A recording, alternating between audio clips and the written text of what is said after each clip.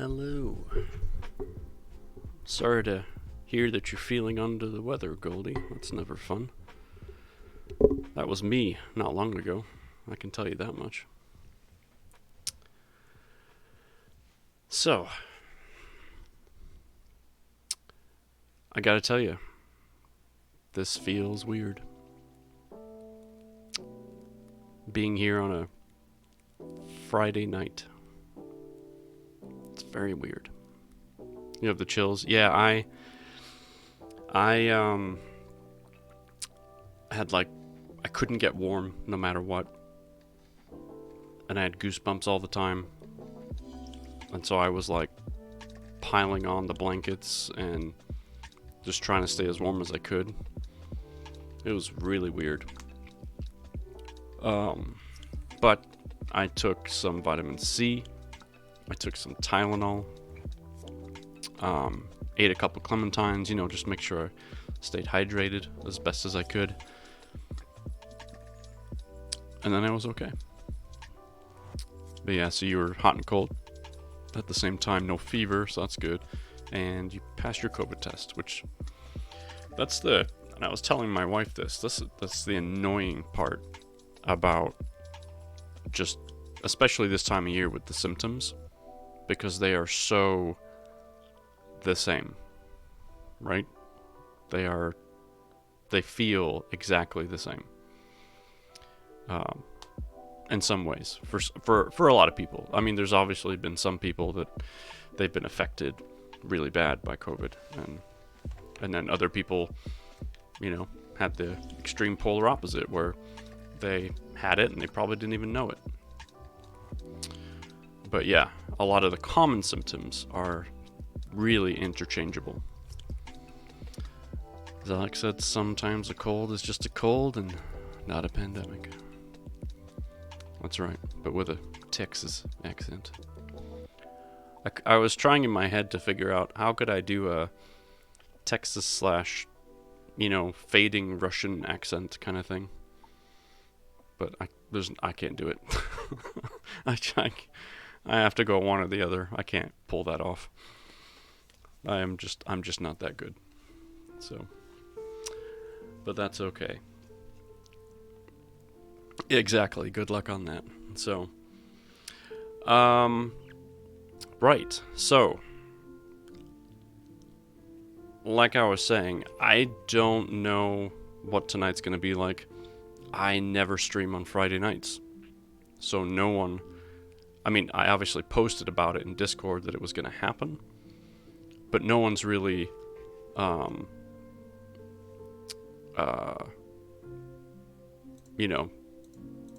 one's especially looking for it. So, it could just be the two of us with a video on YouTube later, and obviously down below in the video section. Saw the last video, got some good views. Yeah. If it's just us, it will be an intimate read. Exactly. And depending on how far we get, because I don't have a specific start and stop time tonight. It's just whatever happens. But I want to try and coordinate so that I'm reading, like, let's say hypothetically, right, on Sunday, in just 2 days, I start off by reading, is it chapter 39 that's the last one? Yeah. And then there's an epilogue, which I might just read myself off stream, but I kind of want to make it so that I'm reading like chapter 38, chapter 39, something like that first. And then I'll take a quick break and grab you in Discord as a voice chat. And then coming back from the break, we can do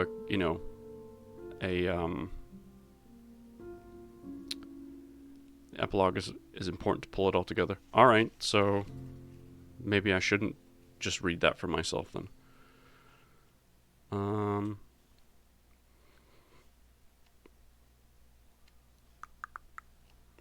Oh, it's not even that long. It's only like 2-3 pages, so never mind.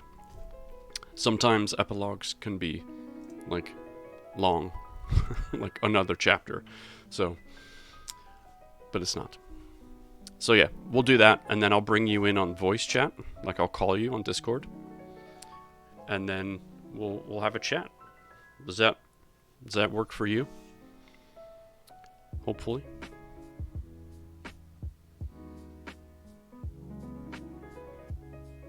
Yeah, I'm assuming if not Sunday, then definitely Thursday. It just depends how far we get, because I don't have a set time for tonight. We could go for 45 minutes. We could go for 3 hours. I have no idea. So either should be fine. Cool. Great.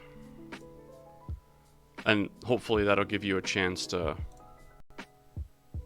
feel a little better before then, because, if you end up not being up for it, that's totally okay. So Discord is super easy, as long as you have a way to talk and listen at the same time. So, for example, I've got on headset, and I have a microphone in front of me. Most people have a headset that has a microphone, attached. So it looks something like this. And then Discord uses that as your audio and you're talking and you're listening at the same time. And it'll work just like a Zoom call, just without we don't need video, because you'll be able to see me and I'll be able to listen to you, and everyone in here will also be able to listen to you. So it'll be super easy. So don't stress it. It'll be very a laid back, casual conversation. I'll ask you some questions. Chat might ask some questions. We can just talk, super laid back. So there you go. Awesome. All right. So, and I'm going to throw this in the chat just so it's recorded as part of the video as well. Getting things up and working since I'm blind can take a bit for me to figure out. I could do a dry run with you to work out any kinks. Sure, we can do that too. If that would help, I'm happy to help. So I don't have the books in front of me right now, but I will be doing a giveaway for everyone that subs or gifts a sub for every 500 bits or more, or a minimum of 500, and every $5 donation or more, and then if it's 10, so increments of 5, I'm going to put that person for each time, unlimited times, into a drawing for a copy of 2 of my books.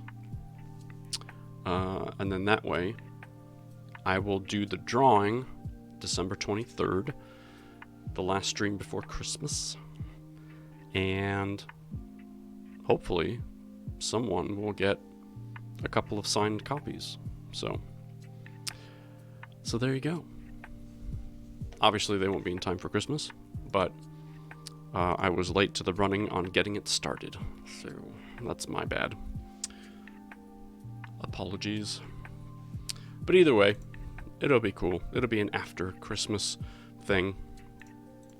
So, and I'm starting to second guess my clothing choice right now because I'm already hot. I don't usually wear sweaters because I'm already a hot guy as it is. So I may end up taking a short break just to go change into a t-shirt or something. Anyway, 'tis the life.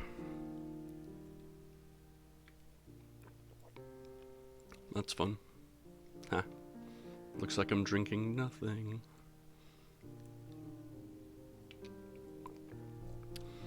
These next 2 days of reading will reveal whether I stuck the landing of the Bubonic Reorder. Isn't that the truth, though? When you're writing a book, it's like you have to have a good intro to get people hooked.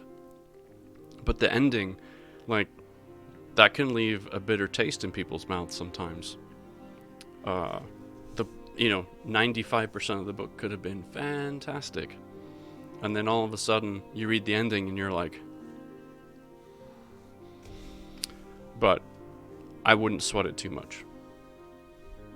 I really would not. We are all our own worst critic. I can tell you that.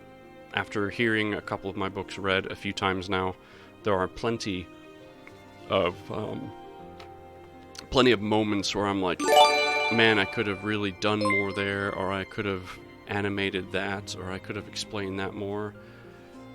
Hicks, hi, I thought you said you weren't gonna be here tonight.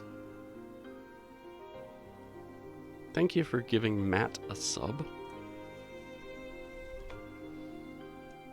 Are you just like peeking in on your phone or something? I don't even see you in here yet. Look, Ninja Hicks. Hey Garuki, hi.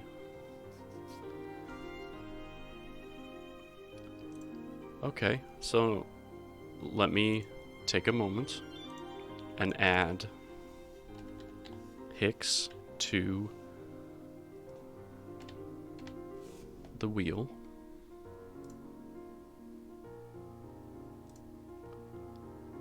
No, I don't want that. There we go. Alright.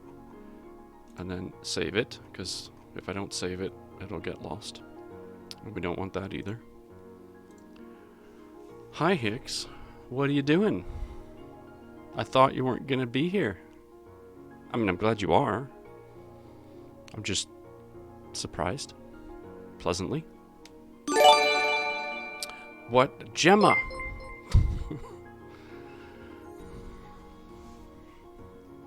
Hi, Gemma.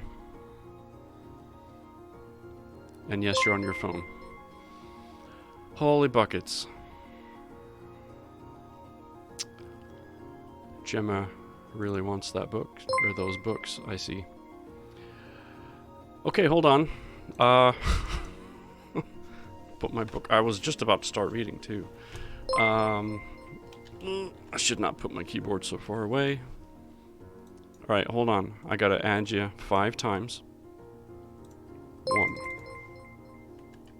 2, 3, 4, 5. Alright, you're in. And I'm saving. Hi, Gemma.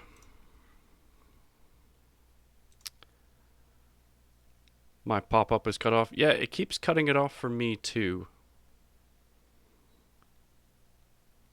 Like, every time the alert box shows up. Oh, that's right, you do have them. Are you sure? You can give them to somebody else, Hicks, if you want. If you win. You can always pass them along. You don't have to keep them for yourself. I'm just saying.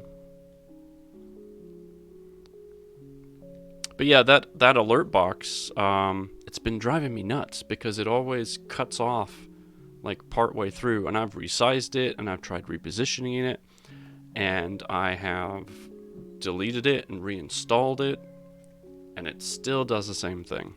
So I'm gonna have to reach out to help, or for help from somebody, or just go back to the other alert. I just like that one because it was like 3D and it moved.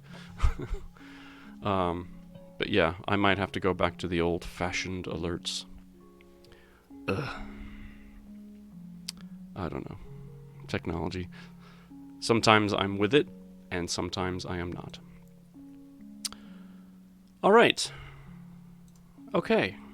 I'd have to see it, but it's probably something silly, like another box overlaps it. Well, I mean, I have it set to the very, very, like, top overlay of the scene, but I don't know, we'll see. I actually won't be able to stay cooking and baking for tomorrow. Ooh, that's right. For those of you that don't know, IRL, Hicks and I know each other, and my wife and I are going to the Hicks residence tomorrow for a party, a Christmas get-together with a bunch of other folks. And yeah, it's gonna be great. I'm gonna get all dressed up. It's gonna be awesome. Which is why tomorrow's sub-only read has been moved to Sunday evening. Just as a reminder. And as Skunk reminded me in the sub-only chat, I completely goofed on the last 2 readings. No one told me until now. It's not anybody else's fault. It's completely my fault. I used the overlap in here, which, just to show you what that looks like, it's this, right? It's real fancy and cool and stuff. But I kept my mic in here muted, and so it just looks like I'm pretending to read for, you know, a couple hours at a time. So I'm gonna have to go back and re-record those. So that's a thing.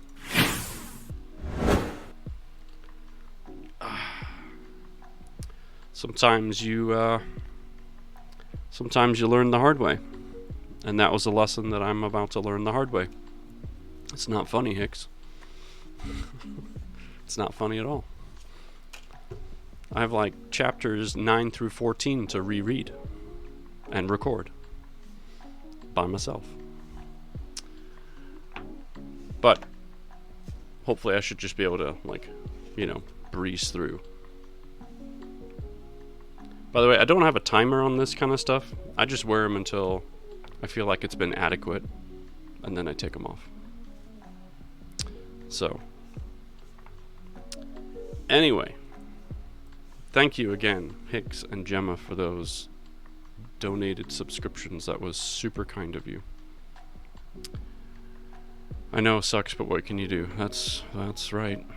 Oh, before I get started with the reading, should I start Stream Raiders? Do you guys want to do that? Is it worth setting up? Because we don't really have the numbers for it. Not that I even remember where we're at in the... Like, I totally can, and we can see how it goes. It makes no difference. You tell me. Garuki says I can tank a lot. Alright, hold the phone. It just didn't update. It's got a whole new winter theme. And for anyone that knows me well enough, you'll know that I hate winter. I am over it. So over it. Yeah. I do not like snow. I do not like cold. Mm-mm. Nope. No, thank you. Goldie says ditto. Yeah. All right. Well, at least we're starting on a new map. How about I first switch it over to the right screen? So this helps. You know, we're on a new map at least. So let's get the battle started. It's a brand new event. Oh, it's this one. I want to say this one. There's like, it's tanks and melee galore for this kind of map. So I'm just gonna go melee, and we'll just go right over here. We'll just start over here.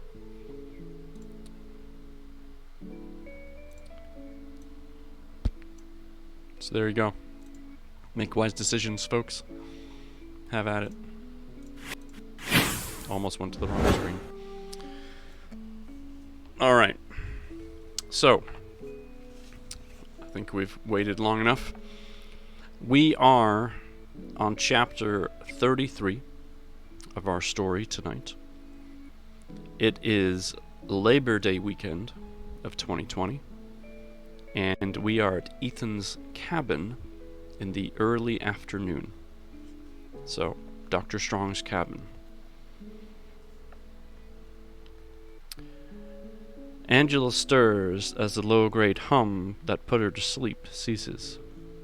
The methodic buzz slows and then stops, quickly replaced by sporadic pings.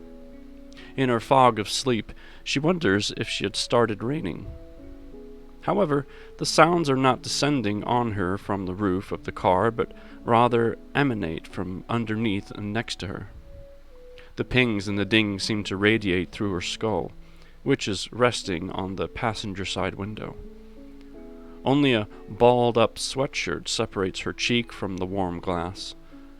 Angela shifts slowly as the mysterious rain continues its gravity-defying assault. She asks the question before she bothers to open her eyes. Where are we? We are here. In a minute, we will be at the cabin, responds Ethan. Angela's eyes flutter and her hands instinctively come up to her eyes. She places her palms over her eyes and forcefully attempts to rub the grogginess away. With great effort, after her unintentional sleep, she opens her eyes to observe her surroundings. Ethan's car is moving slowly down a gravel path. Tiny pebbles and the occasional rock are collected by the tire's grooves and shoot up into the belly of the vehicle. The occasional rock escapes the confines of the car's chassis and lands back onto the path among its sedimentary brethren. And I'm already taking these off because, boy, it's hard to read. Bright lights. Okay. The midday sun that followed the pair as they traveled west toward the cabin and sucked the energy directly from Angela is no longer present. Tightly packed trees line the sides of the road leading to the cabin. The canopy of leaves obscures the sky, casting the car in a complete shadow. As the car creeps forward, it is impossible for Angela to tell what time of day it is. A mere 30 yards behind her, the main road could be basking in penetrating rays of complete darkness. The sky could be a vibrant blue or covered in a dirty gray. The forest swallows her completely, cutting her off from the world outside. The trees are so plentiful and close together that Angela cannot peer farther than a dozen feet beyond the closest tree. She is so disoriented that she decides to roll down the window to get a better feel for her surroundings. She is surprised at the level of warmth in the air. While the protective shadows of the trees relieve the intensity of the late summer sun, there is still a hint of warmth. Several seasons of the dead leaves litter the forest floor, providing a wet, earthy smell to the air. Her first instinct is to wrinkle her nose as if something foul and distasteful has filled her nostrils. But as she sucks in more air, she realizes that the smell is full, rich, and natural. Now, 50 yards from the main road, the sounds of civilization have completely dissolved. The winding path has completely blocked any sightline to the street. The tangled trees create a soundproof wall from the passing of other humans, reminding Angela of the sound barriers that line major highways. Local residents, angry about noise pollution from commuters, demanded that the government erect a solution. At $1 million of taxpayer money per mile, reinforced walls 25 feet high rose to separate them from the sound of progress and convenience. Angela ponders the amount of money that would have been saved if the government planted hundreds of saplings and waited 25 years. The naturally soundproof wall would be higher, more effective, and more attractive than their man-made counterparts. However, those local residents would never wait that long for an optimal solution. They have a sound problem now, and that requires a solution now. Ultimately, the cabin's driveway twists and turns for a quarter of a mile before opening up to a small clearing. Ethan parks the car directly in front of the cabin and shuts off the engine. Without a word, he opens his car door and steps outside. Angela follows. As she exits, she is immediately flooded with the sounds of nature. With the din of society silenced, the voice of nature can finally be heard. A light breeze rustles the canopy of leaves in the trees that circle the cabin. Half a dozen different types of birds chirp and sing to each other. Angela imagines them as neighbors calling back and forth to each other. Some unknown animal tramps through the dead leaves. She squints as she stares at the forest floor, trying to catch a glimpse of the creature just beyond her sight. She can hear the rippling of a babbling brook. However, there does not appear to be a stream in sight. The sound seems to emanate from the woods behind the cabin. A cone of light passes through the opening in the canopy and happens to cast its light directly on the cabin. The wooden structure is illuminated as if it were a singer on stage, ready to deliver its big solo. The pungent earth smell seems to envelope Angela. Her skin feels covered in the dampness of the earth. Ethan stretches his arms to the sky and takes a deep, life-affirming breath. He releases a long exhale as if expelling tension directly from his core. He meanders to the trunk of the car to extract their luggage. Angela sheepishly moves to the rear of the car. Okay, I gotta say, this is a very cool description of what we've been reading so far. Like, such detail. I can see myself there. So, I just want to say, great start on this chapter, Goldie. I think it's great. A sense of nervous excitement washes over her. Her stomach flutters, and she suddenly understands the phrase, having butterflies in your stomach. She can almost picture a swarm of delicate, colorful butterflies swirling around in her stomach, seeking escape. The sensation feels bizarre and comes with a hint of nausea. When Ethan asked her earlier in the week to spend some time with him at his family cabin in the Berkshires, he did not display any sense of nervousness. She was downright giddy when he asked her. The pair had come to intimately know each other over the summer, but Angela had wondered whether it was a connection out of convenience. The world was tumbling toward disaster, and Ethan strapped on that burden and carried it around with him all of his waking hours. Angela is not sure if she was merely a pleasant distraction from the daily stress and overwhelming responsibility he felt to derive a solution. The invitation to the cabin seemed to be an affirmation of the meaningfulness of their relationship. Ethan had solved the problem. See, this is what I was waiting for. I was wondering, if they're going to a cabin together, that means they're not in lockdown anymore. Ethan had solved the problem. The SARS vaccine was already in wide distribution. A week ago, he was interviewed on national television and clearly and concisely explained how the Needle team cracked the SARS dilemma. His delivery seemed to pump society with a much-needed boost of confidence. The problem was identified, and a solution was determined. End of story. Angela also felt some personal pride that her revelation led to the vaccine breakthrough. Her name is being recorded in the annuals of history as part of the team to solve the greatest pandemic of all time. Selfishly, she thinks how she has written her ticket to any job she wants. She knows now that she can get on a team and maybe one day lead a lab that will explore ways to cure cancer. She will find a way to save a young girl's mother so that she can see her daughter grow and flourish, so she can share her life and let her know how proud she is of the woman she has become. She wants to provide that mother and daughter all the joys of life that were denied her when her mother was struck down by the heartless disease.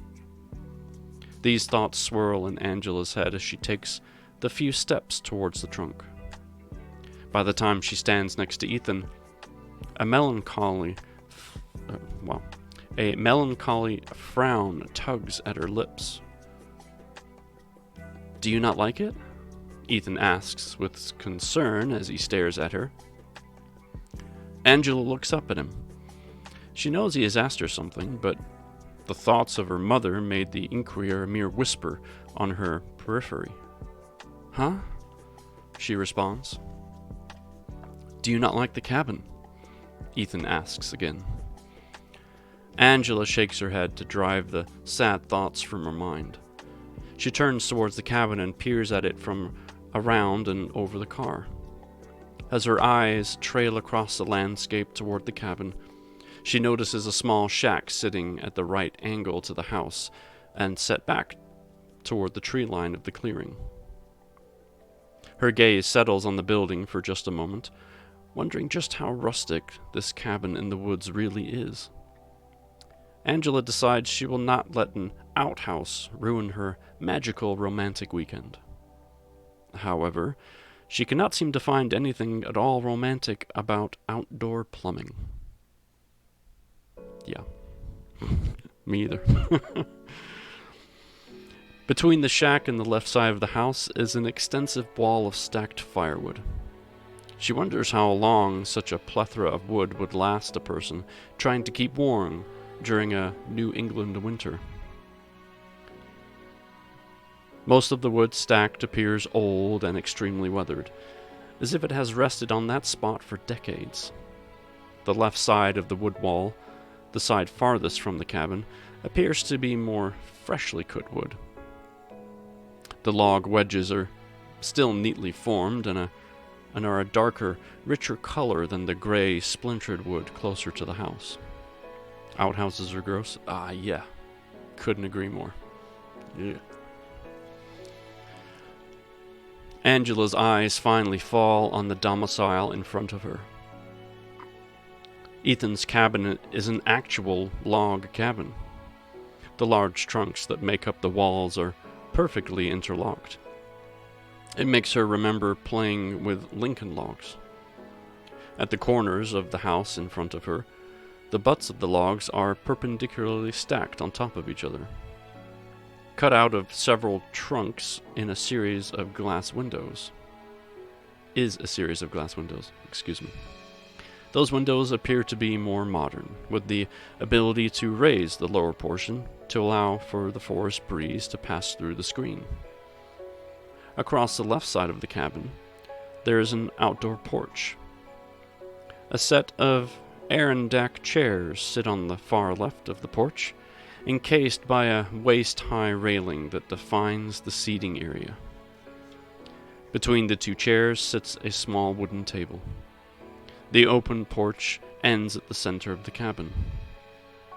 Here sits a solid wood door that has been painted bright red, while the open-air porch sits to the far left of the door. To the right of the door is a solid wall that comes out from the house toward the driveway. A window sits in the wall perpendicular to the door and gives an individual inside the house a view down the length of the porch. Angela notices that the cabin is all one level. A brick chimney rises from the right side of the building, casting its shadow over the metal roof. Based on the chimney's placement, it appears a fireplace must reside in the room on the front of the house and to the right of the front door. Finally, Angela turns away from the house and to Ethan and says, "I love it. It's so peaceful and charming." He breaks out in a wide grin. She observes the tension draining out of his shoulders. He gestures toward the cabin and states, This was my great-great-granddaddy's cabin. This home has been in the Strong family for 5 generations. My great-granddaddy was a farmer." She follows his movements as he gestures away from the cabin and back toward the main road. On the other side of the main road was farming land. I would have pointed it out, but you were sleeping. We can see it when we leave next. We don't own that land anymore. My grandfather sold it in the 1960s. I'm really glad that it has stayed relatively undeveloped. It's a gorgeous location. How much time do you spend here? After my grandfather sold the farmland in the 60s, the cabin became a vacation home. As a child, I spent several weeks here with my parents and sister. A few years ago, I bought the house from my parents after they moved to Florida full time. Now I try to get here as much as I can, but it's not as much as I would like." "What about your sister?" asks Angela. "What do you mean?" inquires Ethan. "She didn't want to buy the house from your parents?" wonders Angela. Ethan gives a hearty laugh. "Janet want to own the cabin? I think not. She hated coming here as a kid. It was a mile in any direction before you hit the nearest neighbor. There was no kids for her to play with, and when we were young, there was no electricity or plumbing at the house. Coming to the cabin as children was more work and inconvenience than vacation." "You didn't feel the same way?" "No, I loved it here. I spent all day hiking through the woods and fishing in the stream. My grandfather taught me how to chop wood and hunt deer. At night, we played cards or board games. My grandparents, and particularly my parents, were always present and attentive when we were at the cabin." Ethan motions towards the main road and adds, "Out there were infinite distractions that prevented the type of moments we had at the cabin." "I get that. So, does the cabin still have no electricity?" "No, it has all the creature comforts of society. Full electricity, oil heating, and indoor plumbing," Ethan responds. Angela sighs with relief as she glances at the shack by the woods. "However, I rarely turn on the television when I'm here or check my emails. The latter is pretty easy as there is no cell phone service here, so you actually have to get on the computer to read your email." "Well, I will follow your lead. Let's spend our time here like you normally would," Angela offers. "Deal," he agrees. Ethan takes a moment to pull out his key and open the cabin's red door. Any concerns Angela has regarding roughing it in a cabin in the woods are immediately dispelled. The inside of the cabin is exquisitely decorated.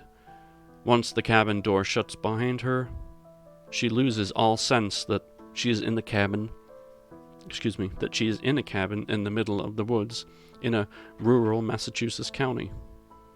The cabin interior gives her the immediate impression of a luxury lodge at an expensive ski village on the side of a ski slope. She half expects to see a rack of skis and ski boots propped up by the front door. Angela takes in the cabin layout as she scans the area from left to right. To the left of the door is a small dining room table in a rich, dark wood. "Hey, 13th. How you doing? Come on in. We're doing some Stream Raiders too, if you want to throw up some units." At the center of the table, there is an elaborate floral arrangement that, at first glance, Angela swears is real. Later, she will find out that they are merely an extraordinary facsimile. The entire dining area sits next to the front windows of the cabin and gives an unobstructed view of the clearing outside. Directly behind the dining area and deeper into the cabin, there's an open format kitchen. Along the back wall sit the stainless steel Wow, we're good. Sit the stainless steel refrigerator and electric stove. Bisecting the kitchen from the dining area is a countertop with a pair of bar stools facing back toward the kitchen. Built into the countertop is a larger farm sink, where the person standing at it has a view of the woods through the windows past the dining area.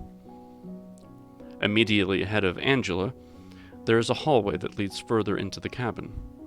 She imagines that is where she will find the bedrooms and bathroom. Her eyes finally sweep to the right, where there is a large open living room. Farthest away from her is a large sectional couch facing the right wall of the cabin. Hanging on the wall is a 65-inch flat-screen television. A rectangular wooden coffee table separates the couch from the television. To Angela's immediate right is the part of the building that juts out from the cabin frame. This roughly square area has a fireplace centered into the wall. Toward the right of the fireplace, there's a small metal box and a rack that holds about a dozen of the split logs Angela saw outside. 2 large armchairs point at an angle toward the fireplace, each allowing its occupant to see both the fireplace and the person sitting in the other chair. That's where I'd be sitting, right before I passed out. "Very impressive," she says to Ethan with a whistle. "Thank you. I spent quite a bit of time and money getting it just right." "Well, I'm sure you really impress the ladies with this setup." Ethan chuckles. "I don't really bring many people to the cabin. It is my sanctuary." "Well, I feel honored," Angela says with a smile and a flush of color in her cheeks. He spends the next several minutes giving the full tour and history of the cabin.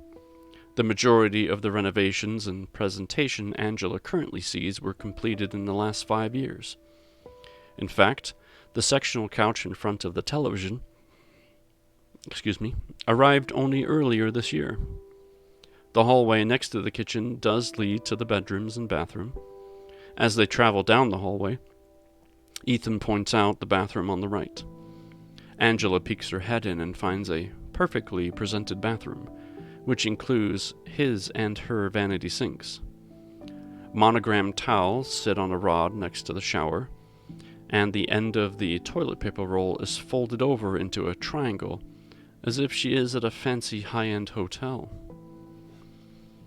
"I love what you've done with the bathroom." "Thanks. It used to be a bedroom. We converted it when we added the indoor plumbing."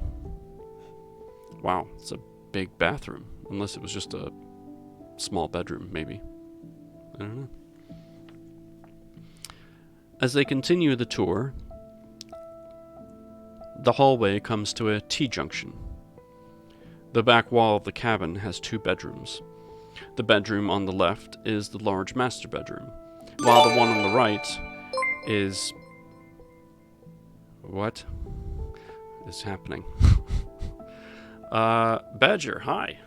"Huge," he says. "And Hicks..." What? What is going on? Thank you, Hicks. Oh, I've lost my place in the book. Nope, I got it, I think. "Thank you, Hicks, for gifting Garuki a sub. Let me add you to the wheel." Because it's a wheel. Just in case you didn't know. And save. Crikey. Thank you again, Hicks. That's very kind of you. And Badger, hello. Welcome in. We're doing Stream Raiders, if you're interested. Exclamation SR will get you the link if you want to throw some units down. We've got about 4 minutes left, so it would only be 1 unit, but that's okay. Alright, I lost my place again. Nailing it. Yes, here we go. Ethan points out each bedroom and then seems to awkwardly pause, waiting for something. Angela notices the hesitation and turns to Ethan questioningly. He seems to want to ask or ask something. While his lips seem to open as if to speak, nothing comes out. Angela contemplates him for a moment and tries to figure out what is going through his mind. What has suddenly happened to cause this change in his demeanor? With the clarity of realization, Angela gives a girlish giggle and pushes past Ethan to bring her overnight bag into the master bedroom. Silly Ethan. I'm going to take a quick drink.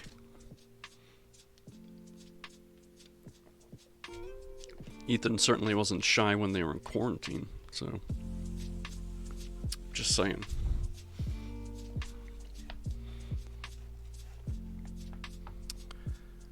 The pair spends the afternoon walking the wooded trails behind Ethan's cabin. One trail traverses a wood footbridge that spans the brook behind the cabin. They spend several moments on the bridge as Ethan tells Angela about fishing with his grandfather in the water below them. When he was very young, there were no trails through the forest. Ethan's father was worried that he and his sister would get turned around and lost in the woods. That led him to clear the winding paths through the forest. The trails are carved through the woods, leading to various points of interest. Ethan and Angela spend the rest of the afternoon visiting the pond, the field, and the top of a hill that provides an exceptional view of the surrounding landscape. The cabin relationship is an elevation of the relationship? Yes. Yeah, I think I recognize that. I think it's kind of cutesy and funny about, oh, which bedroom should I sleep in? When they shared probably a much smaller dorm room style setting at Needle Labs. So it's funny. They needed the cabin to log the relationship. I see what you did there. Let me just log that in the funny book. Okay, that's enough of that. There's only so many dad jokes I can tell.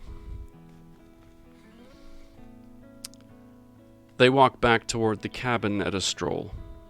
Angela slips her hand into Ethan's, and they walk hand in hand through the forest. After weeks of stress, panic, and a drive to move faster and faster as the world hung in the balance, the slow, meandering stroll allows the tension to drain away. While Angela has spent the last several weeks as Ethan's lover, this moment seems the most intimate time they have spent together. As the sun descends and the shadows along the trail grow deeper, the pair finds a moment of emotional comfort rather than the weeks of sexual release they found between the sheets in a Needle dormitory. See? It all just explained itself in the next chapter. Sometimes I just need to shush my mouth and let the book talk for itself. Okay. But it's out loud thinking, and that's what we do here. So I'm not going to apologize. Alright, let me finish this page, and then we'll do our battle. That evening, Ethan grills salmon and pairs it with a fresh Mediterranean salad. Sitting kitty-corner to each other at the dining room table, they have a view of the sun setting as it casts red and orange light through the gaps in the trees. The light pours in through the cabin window, giving the impression of the reflection of a stained glass pane. They talk for a long time, well after the food is finished and the 2 bottles of wine consumed. At some point, they retire to the armchairs in front of the fireplace and open their 3rd bottle of wine. They share stories from their childhood and revel in the newness of their relationship. The exhaustion of the last couple of months never allowed them to have these exploratory conversations. The last time they spoke this way was when they had dinner in the North End after Ethan's lecture. At that time, they were intern and boss. While Angela clearly liked Ethan, she did not believe they would ever become an item. While that conversation was pleasant and she ended up sharing more personal things than she expected, she held part of herself in reserve. But now she feels free to share everything with Ethan. She does not need to filter her response or leave out parts that seemed too personal. She is excited to share her thoughts with him and desires to hear his perspective. Ethan is smart, practical, and honest, and she knows that his insights will give her new angles to consider. Alright, we're about to get in some dialogue, so let me just pause there while we do our Stream Raider battle. Alright. Ooh, we're split, so where do I go? Where do I put it? I'll put it down here, because there seems to be less units down here, so give you a bit of a boost. There we go. Should be pretty quick, though. Not too concerned. It won't do any good there? Well, it's too late.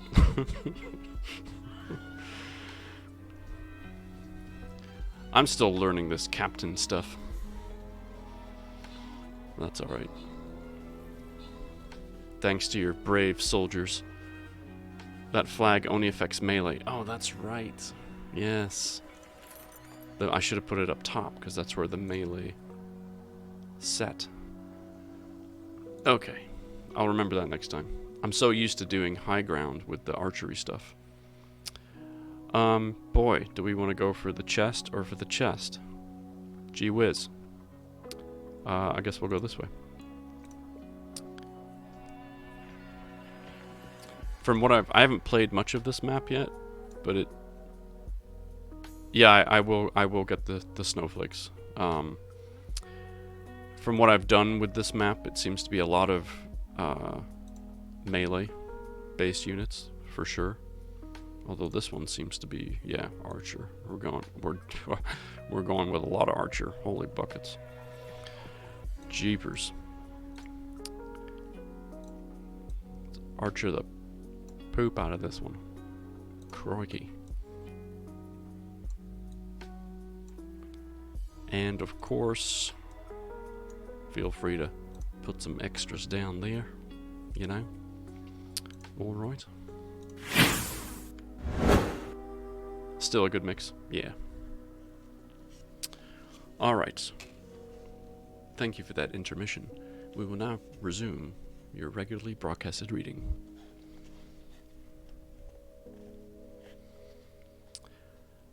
I wonder how the vaccine implementation is going, ponders Angela. Distribution is outside of my wheelhouse. The animal trials had great results, and the human trials showed that those injected with the Bubo-SARS vaccine were not able to contract the SARS virus. Ideally, I would have liked to have a larger sample size, but time was of the essence.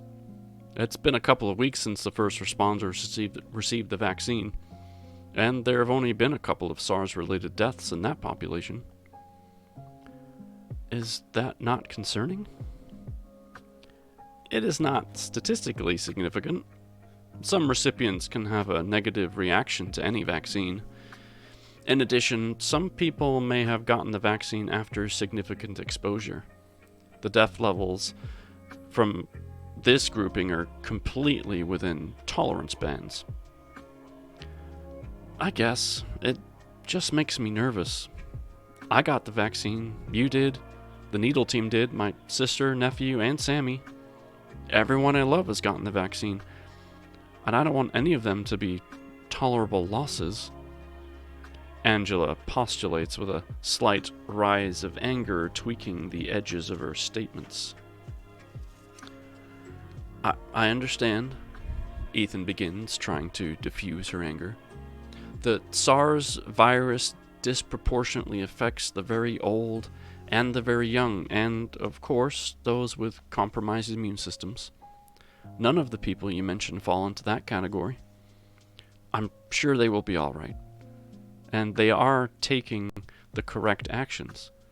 You yourself instructed them to stay indoors and away from crowds, to wash their hands frequently and to avoid travel. I know, she responds, the tension and fear dissipating. I wanted to go visit them all in person to make sure they were okay, but I know the more we can stay isolated and not introduce ourselves to the new people over the next couple of weeks, the better. I am relieved that both Sammy and my sister decided to isolate from others. Last time we spoke, Sammy said farm living was going well. And I'm sure Kate has all the creature comforts at Mark's family lake home. True. A perfect time to spend some isolated one-on-one time in a cabin in the woods, Ethan states with a mischievous grin. Blood rushes to Angela's face as she realizes the innuendo in his words. Would it make you feel any better if we turned on the news to get an update? Questions Ethan. No, that's all right. The rule of the cabin is no electronics. I'm sure we can find something more entertaining to occupy our time. Angela responds with a wink. I do not make a good Angela, so just ignore that wink. Over the next few days, Angela revels in the quiet the cabin life affords. She and Ethan sleep in late each morning. Goldie says sexy. Thank you, Goldie. I appreciate you. They only stir once the mid-morning sun rises high enough in the sky to shine light down directly in the open canopy made by the clearing around the cabin. Ethan spends each meal showing off his culinary talents. Each morning, Angela is presented with an omelet, rye toast, and fresh fruit cup. After a couple of days, Ethan even learns how to perfectly prepare her coffee without asking. Wow, what a guy, I tell you. The afternoons are spent enjoying the surrounding nature. On the third day, he shows her how to fish in the lake at the end of one of the trails. He marvels at her natural ability, and they enjoy the fish grilled in a lemon butter sauce that evening. After their dinner, they stand side by side at the kitchen sink, washing and drying the dishes from the evening's meal. There is a comfortable rapport between the couple as they spend the week together at the cabin. In their time together, Ethan has penetrated Angela's shyness and hesitation with a romantic partner. Upon reflection, she decides that her prior reservations were because she had not located the right romantic prospect. Ethan is the key to her emotional barrier. They spend each night in the armchairs, telling each other of their childhoods and dreams. After hours of talking and drinking wine, they retire to the bedroom and make love, falling asleep naked in each other's arms. At the cabin, the outside world fades from existence. That world is filled with death and strife, and Angela welcomes the distance the cabin and Ethan provide from that reality. In fact, as her head lies on Ethan, listening to the rhythms of his chest rise and fall, she realizes that she hasn't spoken to anyone but him since the day that they arrived. Her smile makes her glow with happiness, and she snuggles into Ethan and falls asleep. Aw, that's sweet. It's a shame moments like those are only such a short blip compared to the rest of life. Angela's eyes flutter open. Her confusion at her surroundings leaves her bewildered for a moment. The bedroom is still a shadow, with only a faint light streaming into the windows. Normally, Angela would think it's daybreak, but the week at the cabin has taught her that the cabin lighting can be deceptive. It's not bright enough to be late morning, but it's also not dark enough to be early morning. She guesses that it's about 10 a.m. Normally that would be a very late start to her day, but since being at the cabin, she and Ethan have stayed up after midnight talking and then another hour making love. She begins to wonder why she is even awake. She does not feel like she has to use the bathroom.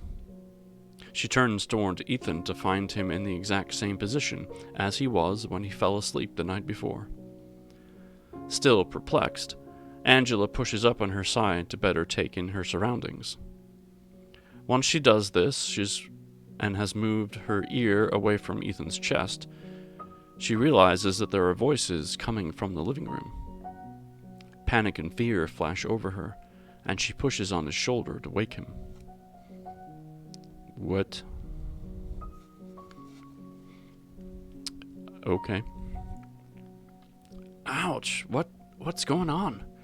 Ethan groggily asks. Shh, there's someone in the cabin, Angela whispers as she leans close to his ear. What do you mean? He quizzically asks. I said shh. Men don't listen. I hear voices in the living room. There's someone out there, she states as a hint of fear creeps into her voice. Ethan gains his senses and becomes aware of the sounds emanating from the living room. He can hear the voices that Angela mentioned. There appear to be two voices, a male and a female, that seem to be excitedly speaking to and over each other. The door to the bedroom is muffling the details of the conversation, but Ethan can tell that something has agitated the pair. He motions silently to Angela to get dressed. She leans over the bed and slips on her underwear and shorts. Unable to quickly find her bra and shirt, she grabs Ethan's shirt and throws it over her head. He tosses on his jeans and slips on his sneakers. When he turns around, he finds Angela wearing his shirt, so he decides to go without. He quietly opens his closet door and glances at the hard, silver case sitting on the closest shelf. He reaches for it, but then decides to retrieve the baseball bat leaning in the back of the corner of the closet. He again turns to Angela and signals for her to remain quiet and stay behind him. Ethan reaches and slowly turns the knob on the bedroom door. The knob gives an imperceptible click as he swings the door toward him and crosses the threshold. He eases his way down the hallway while he curses his decision to put on his sneakers. He is sure his approach would be stealthier had he only put on his socks. As he nears the end of the hallway, the voices are now louder, but at the same time seem to be far away. With rising trepidation, Ethan bursts from the hallway and screams at the intruders. Don't you fucking move or I'll bash your heads in! Ethan screamed in his most menacing voice. He scans the room, searching for the potential thieves, but no one seems to be present. After a moment, he notices that the television is on. How can that be? He wonders. He and Angela never turned on the television. A split second later, a head with long blonde hair peers over the back of the couch and says, What the hell? Ethan? You scared me half to death. Ethan blinks several times as he stands dumbfounded in his living room. Recognition of the situation finally dawns on him, and he slowly lowers the bat. Sitting on the couch is his little sister. Thank God, because that would have been a terrible something else. She is tucked underneath a blanket from the hall closet and appears to be watching the news on the flat-screen television. Janet, what are you doing here? Ethan bewilderedly asks. It was the only safe place I could think of. I tried calling you, but you never answered your phone, and I couldn't remember the cabin's landline number, Janet states. I'm sorry about that. The cell service here is pretty bad, and I was honestly trying to avoid the world. Wait, what do you mean, the only safe place? He asks with concern. The only safe place from the virus? I needed to get away from everyone, she says. Uh-oh. Didn't you get the vaccine shot like I told you? You should be fine. The vaccine shot? Are you kidding? That is what's killing everyone? What? Hold up. Plot twist.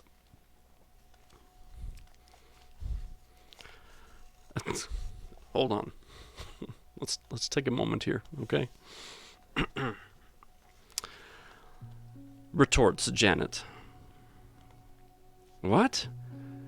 What do you mean the vaccine is killing people? Interjects Angela. She steps around Ethan and makes her presence known. The vaccine is killing people. Something went wrong. Haven't you seen the news? Millions are dying. She explains, her voice rising in panic with each sentence. Ethan is stunned and blankly stares at Janet. Killing people? That can't be right. They must be mistaken. He mumbles under his breath. Angela steps past Ethan and moves around the couch to sit next to Janet. Hi, I'm Angela. I'm a friend of Ethan's. What are the news outlets saying exactly? It's a lot of science talk, so I'm not sure I fully understand. Basically, instead of the Bubo-SARS vaccine protecting people from SARS, it infected them with the plague, Janet explains. That is impossible. We stripped the San Francisco strain of any offensive abilities. There's no way that people could have the plague, Ethan yells. Don't yell at me. I'm just telling you what the reporters are telling people, Janet says defensively. Goldie, what did you do? I was not expecting this at all. Okay. Everyone just calm down. I know you're freaking out on the other side of the screen. Just remain calm. Over the course of the next hour, Janet and Angela watch the news coverage about the plague vaccine outbreak. Ethan spends only a couple of minutes watching the news coverage before he is so frustrated with the lack of details that he storms out of the cabin. He drives the car to the end of the cabin's driveway and parks at the junction of the main road and the entrance to his property. This is the closest spot to the cabin that provides a reliable cellular signal. During his 60-minute absence, he confers with half a dozen specialists from around the world. There has indeed been a problem with the formulation and distribution of the Bubo-SARS vaccine. During the theoretical and testing phase of the Bubo-SARS vaccine, Ethan and the supporting laboratories had focused on the use of the San Francisco strain of the plague virus. This weaker strain was studied and modified to meet the needs of the vaccine. The offensive tools of the virus were genetically modified and removed from the pathogen.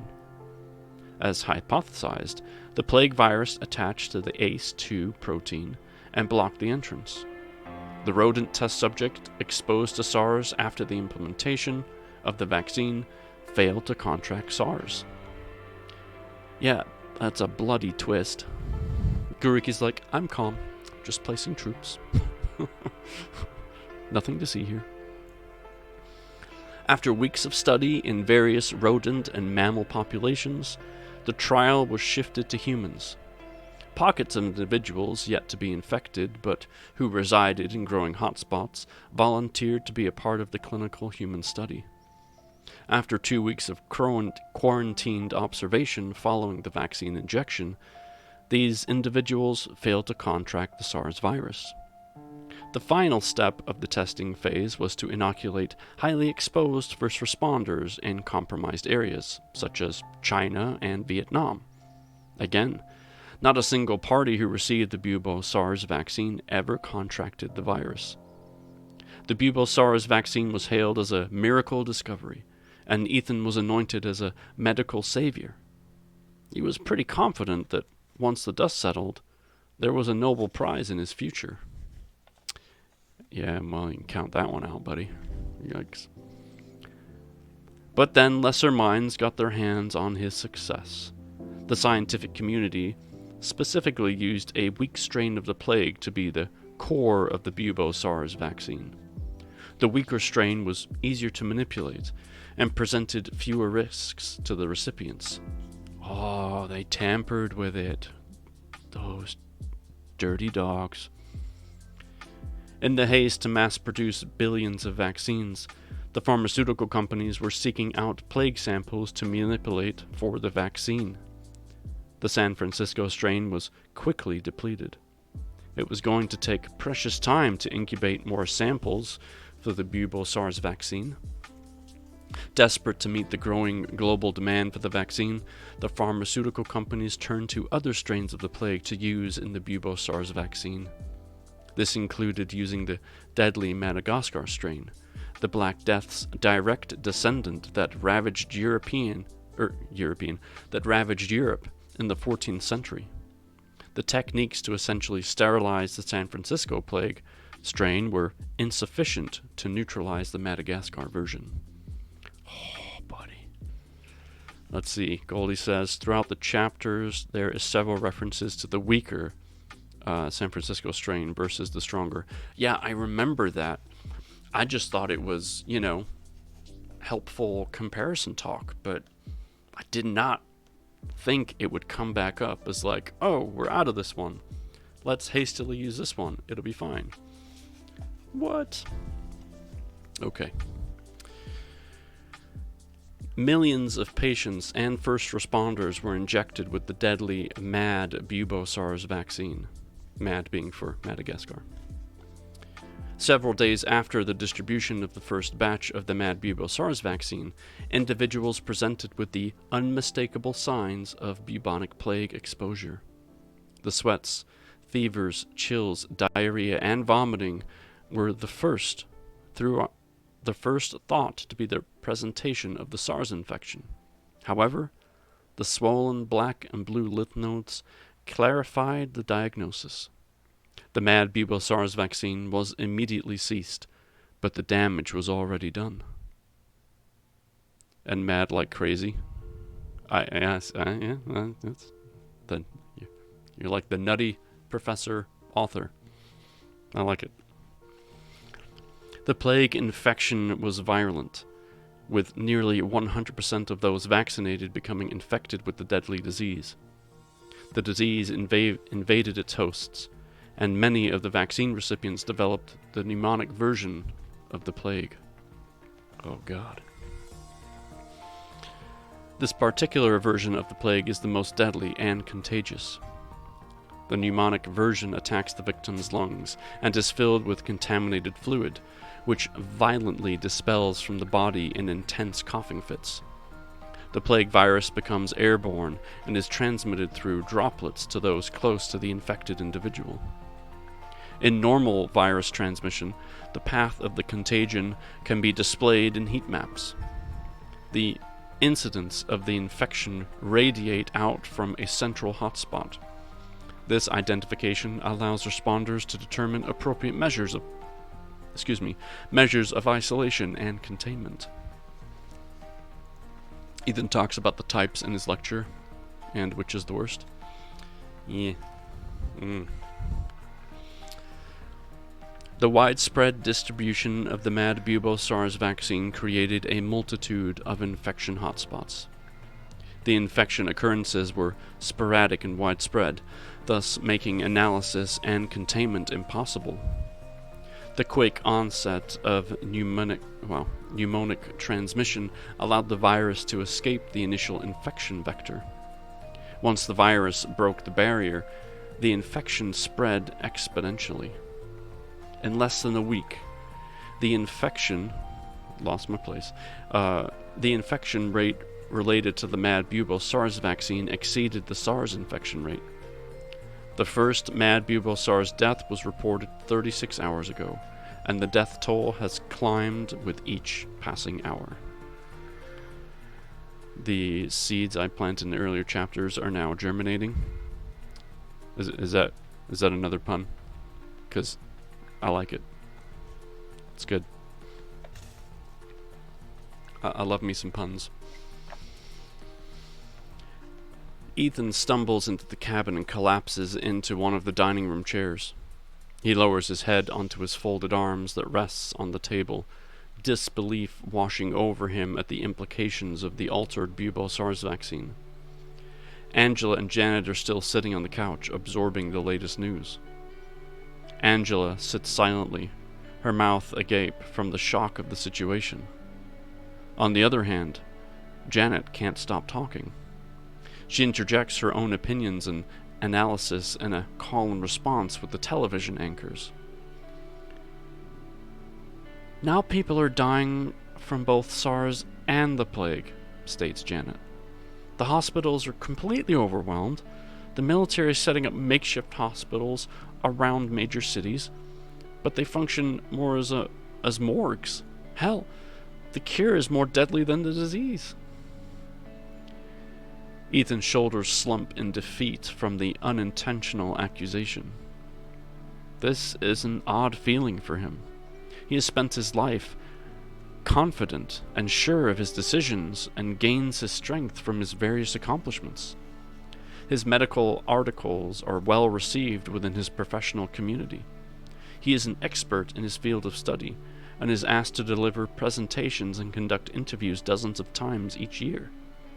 He is one of the youngest doctors to lead his own infectious disease laboratory.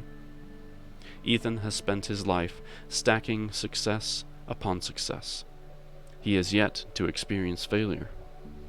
Every goal he reaches for, he ultimately grasps. The Bubo-SARS vaccine was to be his magnum opus. This achievement would cement his name in history as the savior of mankind. Until today, he was confident he would receive a Nobel Prize for his breakthrough and its implications. His shoulders shake as he weeps over all the death and loss. His belief in his own infallibility led to the downfall of millions. His arrogance in his superior intelligence caused him to ignore the basics of execution. He had the gall to revel in his accomplishment, secluded away in the woods, making love to his train of thought abruptly halts. What is Angela to him? He was about to say girlfriend, but is that the correct label? Ethan is no stranger to the company of a woman.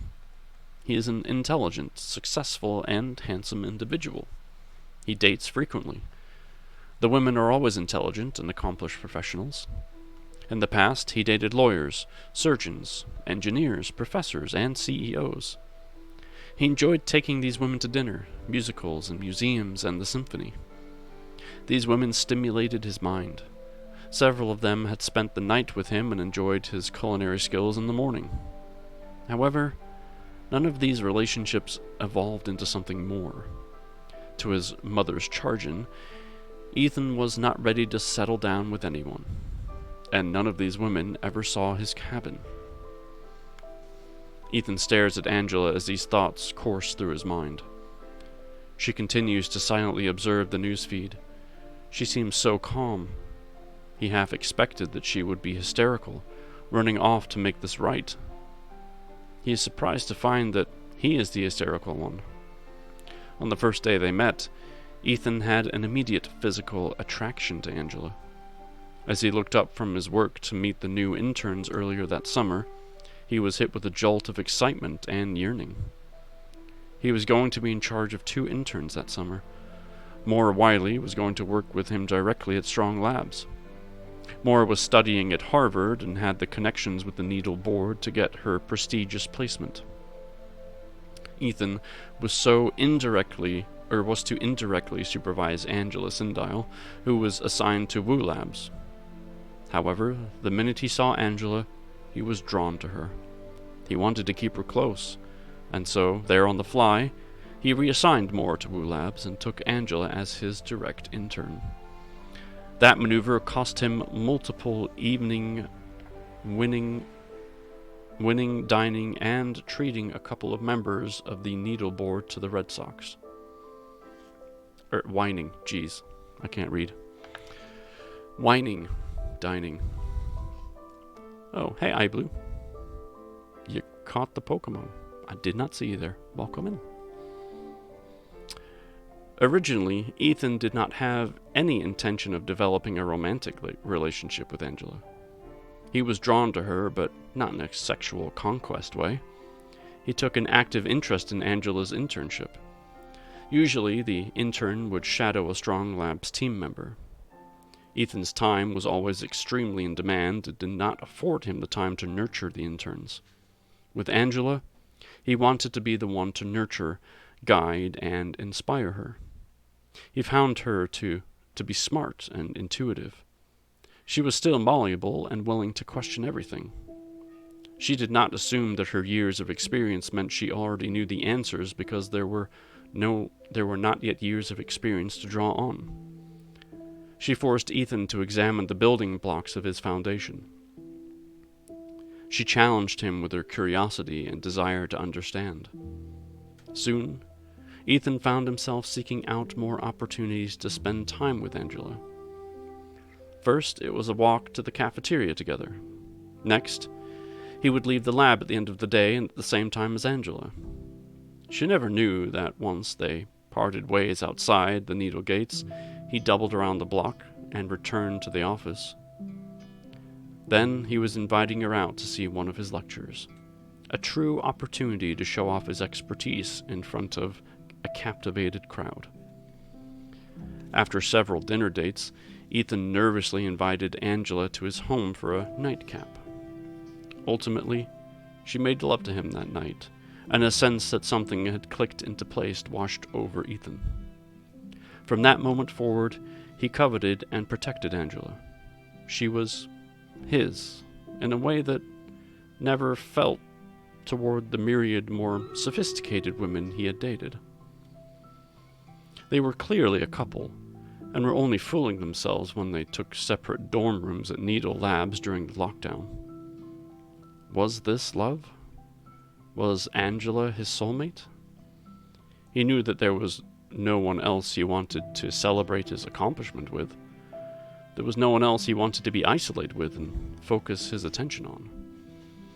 He had spent the last week in blissful ignorance of the disaster that the world was encountering from his folly, his love. That is how that sentence should end. Angela, his love. She is more than just a girlfriend. Their connection runs deeper than that superficial term. She is his love, and he will need to do everything in his power to protect her. Ethan rises from his chair and wipes the tears from his eyes. He flattens his arms where he ran his fingers through, he flattens his hair, where he ran his fingers through while he was on the phone. He approaches the back of the couch and clears his throat. Janet stops her running commentary in mid-sentence, and both she and Angela look up to him. "This is my fault. I made a mistake," Ethan starts. He then turns and looks directly into Angela's eyes and says, "But I will make this right, and I will keep you safe." And that is the end of chapter 33. Holy buckets, folks. I would say what just happened, but we know exactly what just happened. Criminy. I'm still in a bit of a shock. That was nuts. Okay, we have 17 units on our own battlefield of sorts, if you will. Let's get that rocking and rolling, shall we? All right, archers, do your thing. I am shocked. I was not. I didn't see that coming.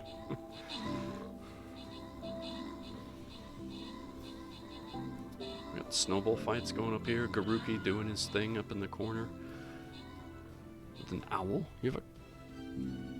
That's cool. Shock? Okay, I guess if you haven't been paying attention. Garuki. I have been paying attention. I just wasn't expecting that it was gonna take such a violent turn. I figured maybe there'd be a hiccup or something, but I hadn't quite put my finger on what the hiccup might be.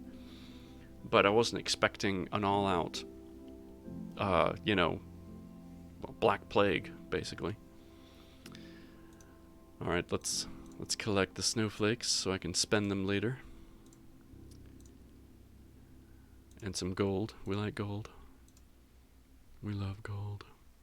You were? Well, I'm glad. As someone with a literature degree, I'm really shocked, surprised in books, TVs, movies. Well, yeah, that makes sense. I mean, that is your, that is your background. So, it's not a huge smack to your face then. I'm just taking the book as it happens, just kind of enjoying it as it flows and ebbs and flows, however you want to say that. As we go through it. Well, that was way too many. I did not need that many tanks. Crikey. Like I said, did I assume something bad might happen? Yeah. I just kind of wasn't hoping it was the end of the world. I mean, we still have a little bit of time left. Ethan could pull something out of his scientific butt. I don't know.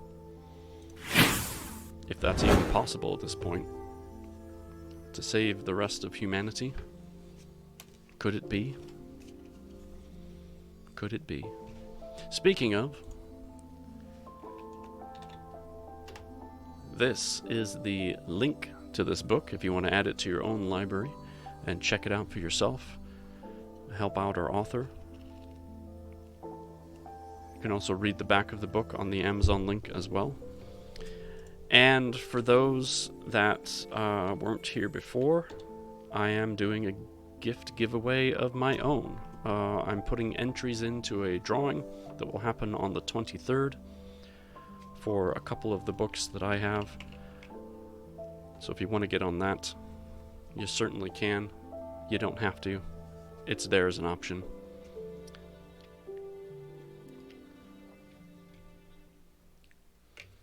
It won't quite be in time for Christmas, obviously, but shortly thereafter, of course. Okay. Crikey. Alright, let's see what Chapter 34 has in store for us. Oh, the same Labor Day weekend, but now from the perspective of the Volk household in Houston, Texas, I assume, which is where Alex and Sarah live. And actually, now that I mention it, I did say I was going to change shirts before, because I am a lot more hot than I thought I would be. So give me 2 shakes. I'm going to go to a Be Right Back screen, and I shall return.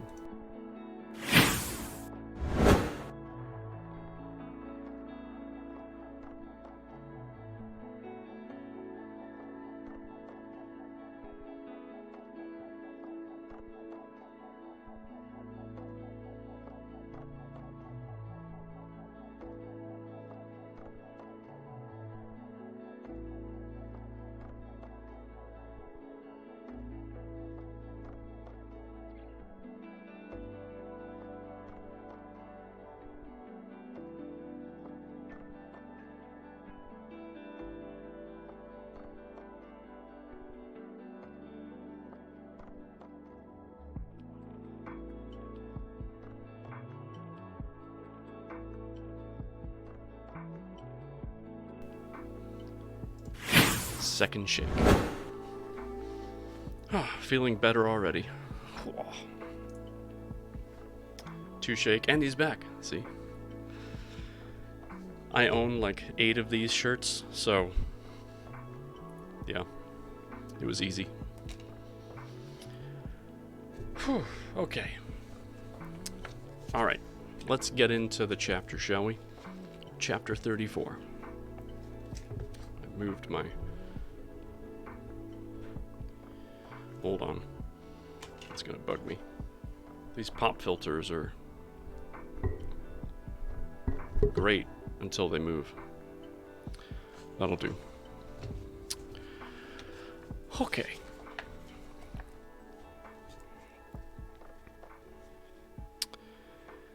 The inky blackness is pierced by the car's high beams. The hum of the engine fills the silence. As the car slows to make the 90-degree turn into the driveway, the squeal of the brakes shatters the calm. Sarah gets the uncomfortable feeling that she may have awakened her neighbors, whose homes sit in the shadow. Usually, she enjoys her commutes home from the hospital. The drive provides her a buffer to shed her workday before entering her home life. Most of the year, it is still light out as she makes the commute home. The timing of her commute to and from the hospital allows for an easy journey. She arrives at the hospital before the morning traffic picks up, and she leaves the hospital after the evening commute has ended. Over the months working at the hospital, Sarah has constructed a regular routine. She completes her shift by updating the electronic records for her patients. She then spends about 15 minutes with the evening shift nurse, giving her a summary of the patients, not her patients. On her drive home, she listens to NPR to get a brief update of world events. When she arrives home, she greets Alex with a kiss and heads straight to the shower. After scrubbing herself clean, she gets dressed in yoga pants and a t-shirt. She places her nurse's uniform in the wash on a sanitary cycle, and then meets Alex in the kitchen. On the night she works, Alex prepares dinner. Most times it's takeout from a local restaurant. But when she arrives to the kitchen, the food is always hot and plated. As long as she does not have to cook the food, she does not care where it comes from. The last couple of months have severely disrupted her routine. When the hospital first became overwhelmed at the beginning of the summer, Sarah arrived home later and later. She worked 12-hour shifts on Mondays, Tuesdays, and Friday, and a half-day shift on Wednesday. The mixture of increased activity and staff illness led her to working 12-hour shifts in addition to her half-day shift. She is exhausted. Fatigue penetrates every muscle, bone, and tendon. Her mind is drained, forcing her to seek sleep as much as possible to attempt to regenerate. However, she only seems to get enough substance to survive rather than thrive. Typically, after a shift, Sarah would be in her car leaving the staff parking lot no later than 7:15 p.m. Currently, the sheer demand of the emergency room has her working several nights for hours after her shift has ended. This extended day means that, other than her brief commute in the morning, Sarah is barely seeing the sun. The perpetual darkness further depresses her mood and sucks away her energy. Her sporadic schedule makes it impossible for Alex to have dinner ready for her. For weeks, he tried valiantly to wait for her for dinner. However, after several last-minute calls to tell him she would be late, she let him off the hook on dinner. Alex always tried to stay up to greet Sarah after her shift, but more often, he was falling asleep on the couch. She expects that her late arrival this evening will find him snoozing on the couch. Her later commutes also cause her to be on the road after the curfew. During her first 2 nights commuting home after curfew, the police stopped Sarah. She handed the officer her license and employee ID. As an essential worker, she was allowed to be on the roads after the curfew. The officers gave her back her IDs and sent her on her way. Since that night, Sarah has not been stopped. She figures that the officers recorded her make, model, and license plate to prevent further encounters. The empty highway and town roads instilled an eerie, post-apocalyptic vibe. Her once relaxing decompression drives now fill her with unnerving anxiety. It is now her shower at home that washes away the workday and evening commute. Sarah gathers her belongings and approaches the front door of her home. She unlocks the door and quietly crosses the threshold into the foyer. She can hear the television in the living room. But Alex does not appear to be sitting on the couch. She walks into the living room and around the furniture. She startles as she kicks a glass tumbler that slides and spins its way across the floor. Alex is passed out on the couch. A bottle of whiskey sits on the coffee table, and Sarah guesses the glass she kicked used to hold the bottle's contents. She told Alex that morning that she expected to be home directly after her shift. The flow of patients had finally begun to ease up.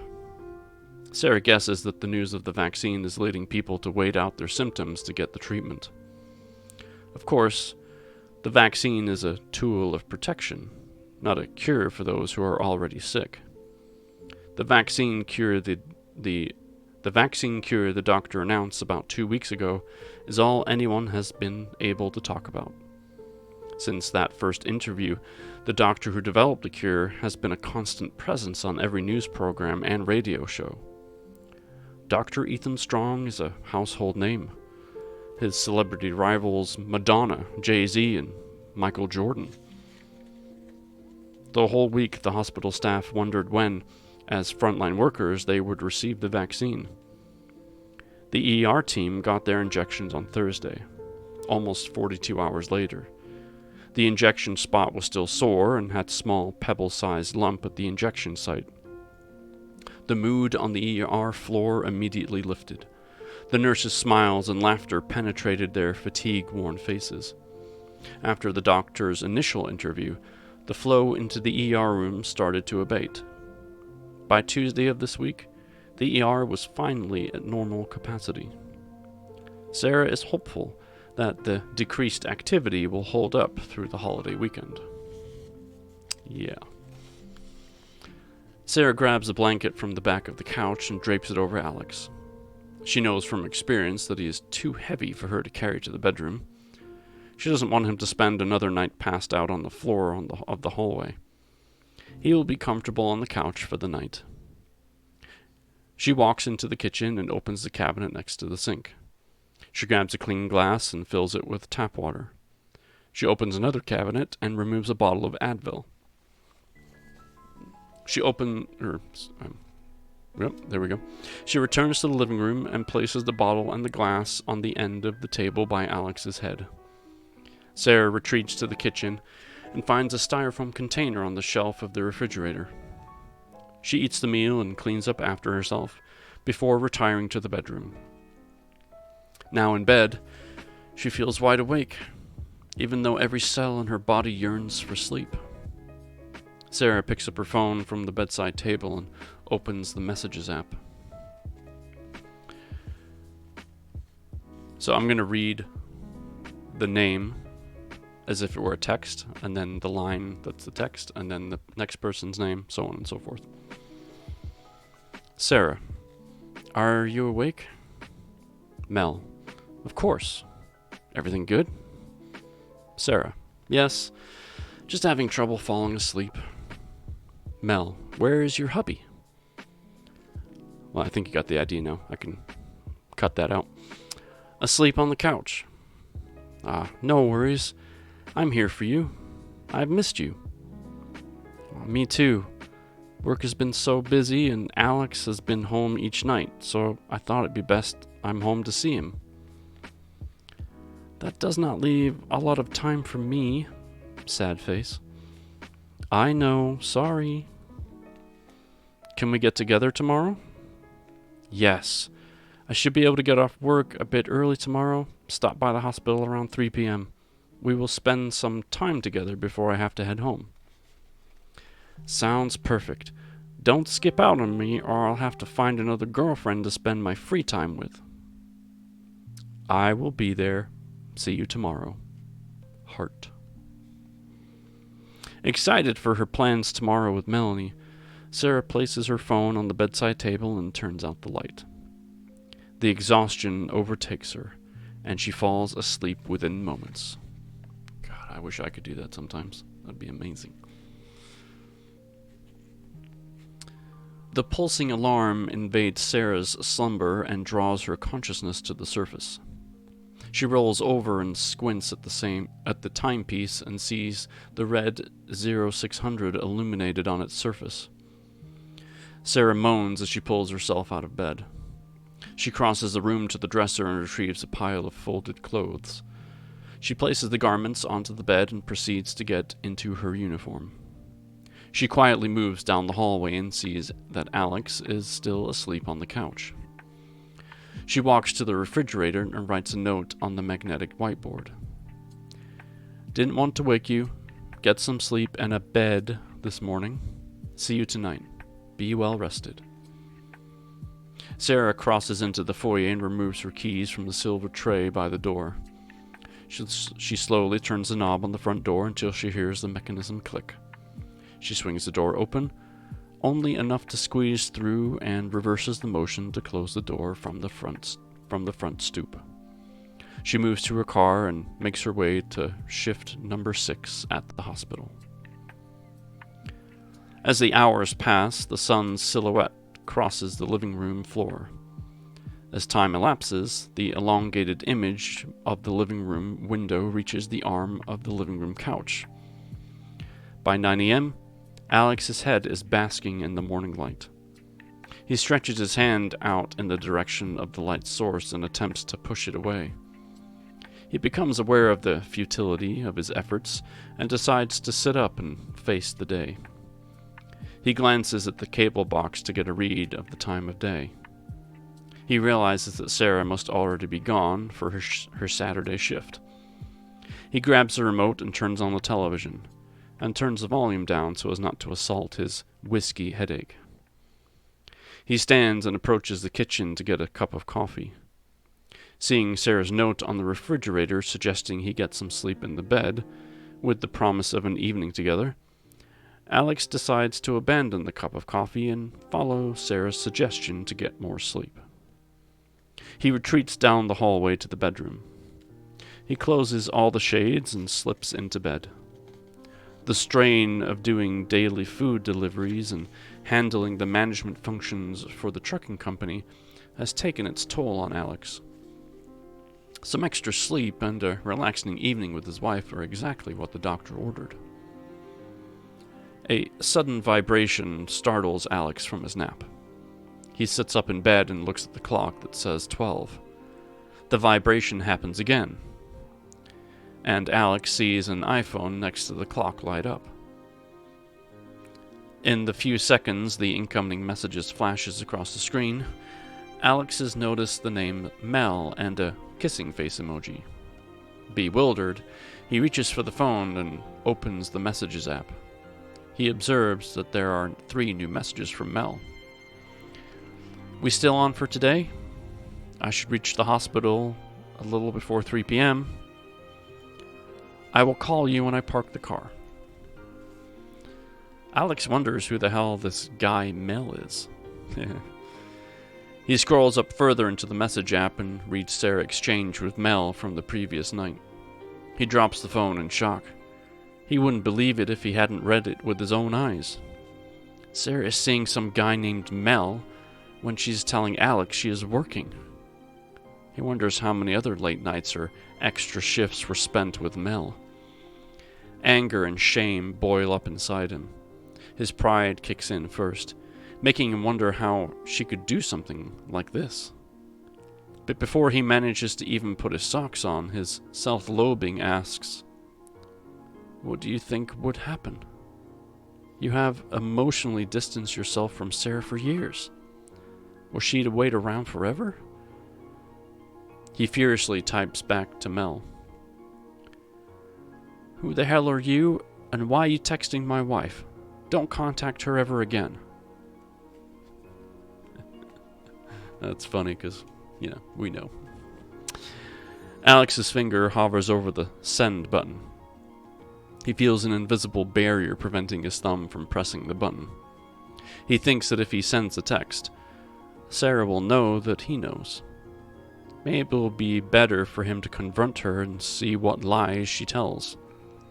He will go to the hospital, claiming he noticed she forgot her phone and would bring it to her.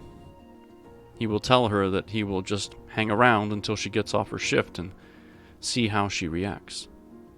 He deletes his text message. He powers down the phone to prevent the urge to call and yell at Mel, at least until after he confronts Sarah.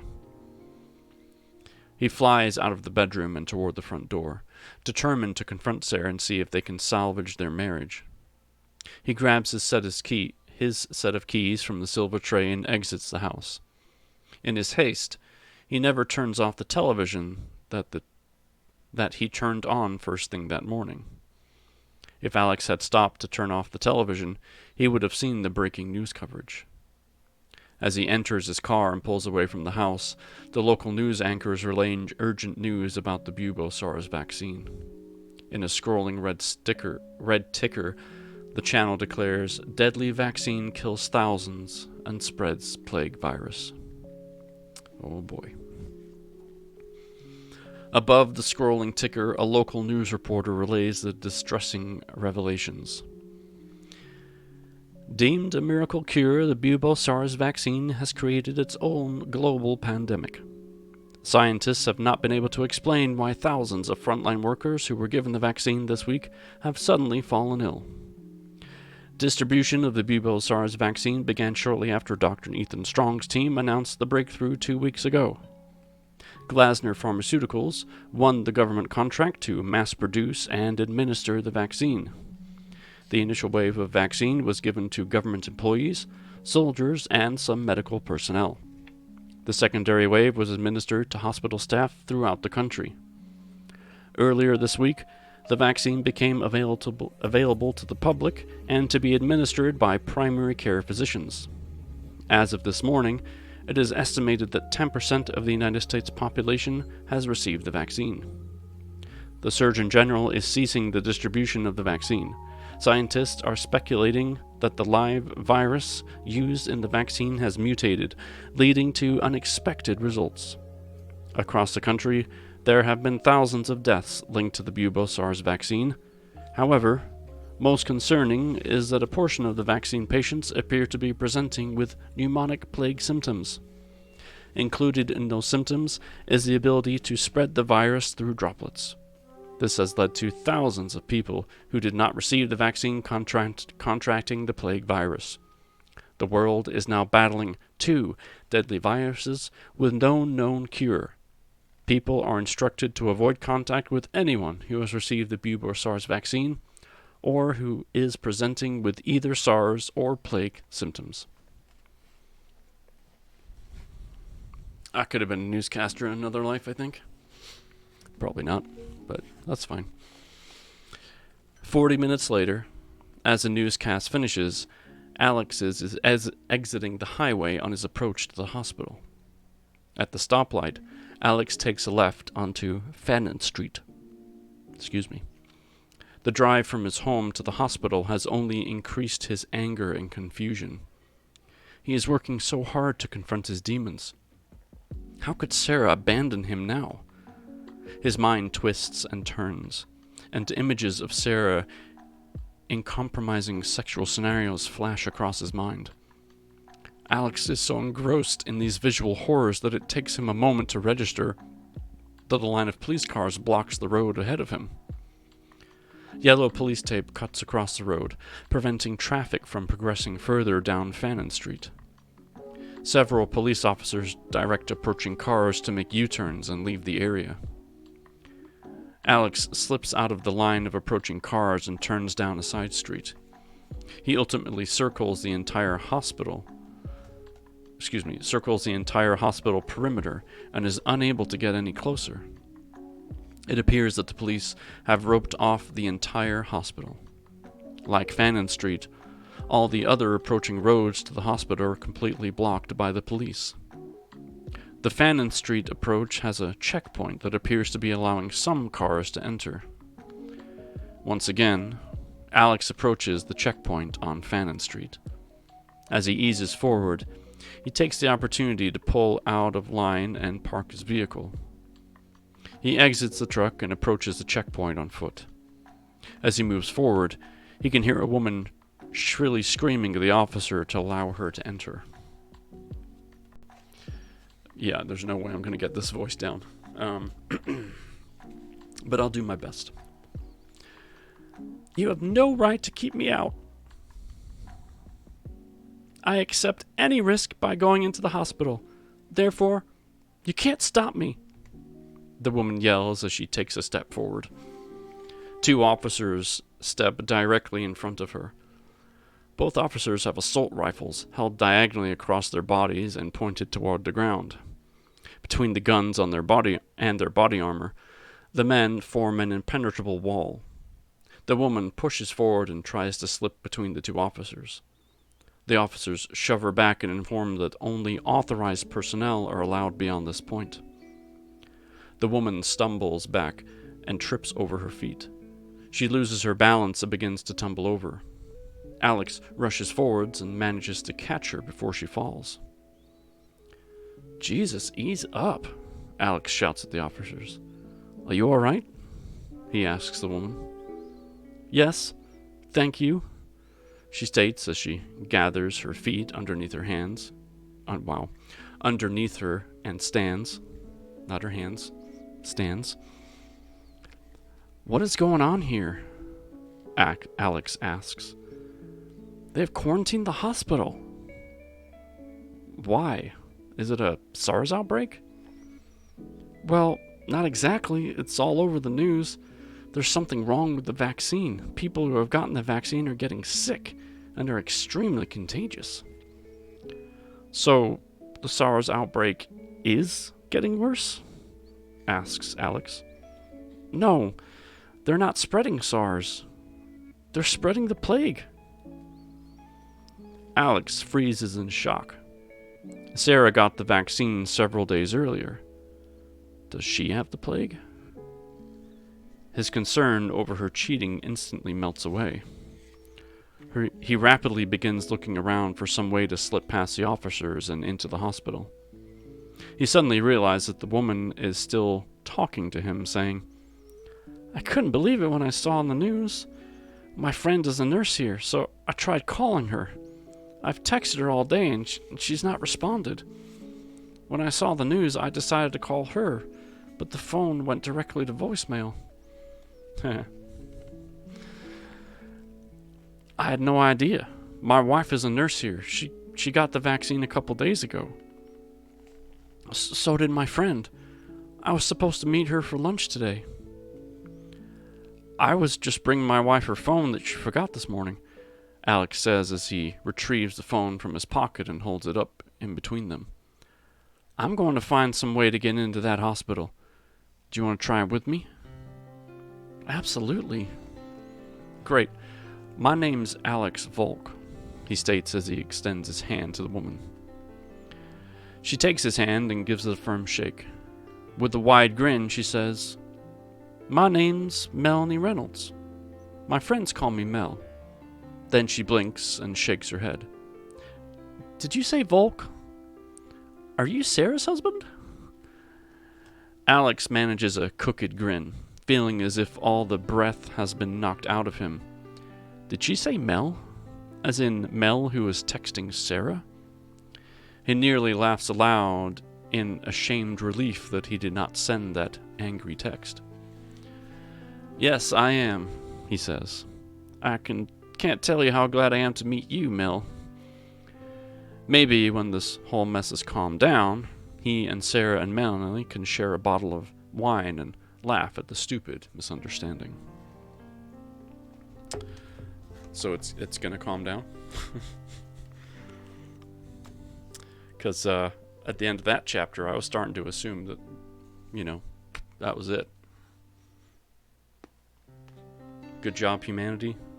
See you next, evolution or something. Oh boy, that's chapter 34, folks.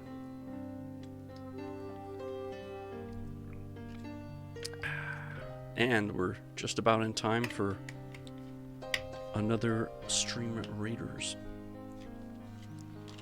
While I wait for that, I'm gonna quickly do a bit of math and figure out where we're at on pages remaining, because I want to try and time this as best as I can. So let's see, chapter 39, and I know I've looked at this like a million times already. Goldie, MNJ, still several chapters. Yeah. Did I make it in time for the end of the stream to say goodnight? Hi, Aaron L. I'm so late. That's okay. I think you got 2 days. Yeah, I mean, I don't have to be done right now. I was just kind of seeing where we're at. I want to be able to try and time it so that maybe if we finish on Thursday, I finish it, within a certain amount of time. I don't know. Let's see. We're on page 373. And the epilogue finishes us at 438. Oh, I hate math when I'm not thinking I want to do math. 80. So that puts us about 55, 60 pages. 65 pages. Yeah. So I think what we'll do is, let's see. How long is this chapter? Yeah, I think we'll do one more chapter. This will probably be our last Stream Raiders, but we'll do one more chapter, and then we'll call it from there. And then we can do some on Sunday, and then we can probably time it perfectly for, finish the book on Thursday and do the Discord chat along with that right after we get done reading. So I think that'll work out pretty well. Okay, let's go over to Stream Raiders. Cool. Ooh, what's that? A buster. Ooh, what is that? Nice. That's a wicked looking barbarian. I like it. Let's see. We've got enemies kind of all over. We'll just kind of go like that. That'll work. How are you, Aaron L? How have you been?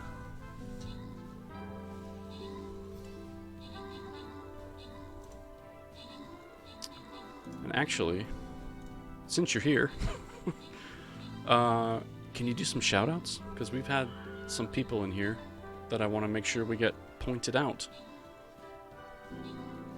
Curse the cluster, too late. Yeah. Not a big deal. The next chapter will end on a good cliffhanger. I do love a good cliffhanger.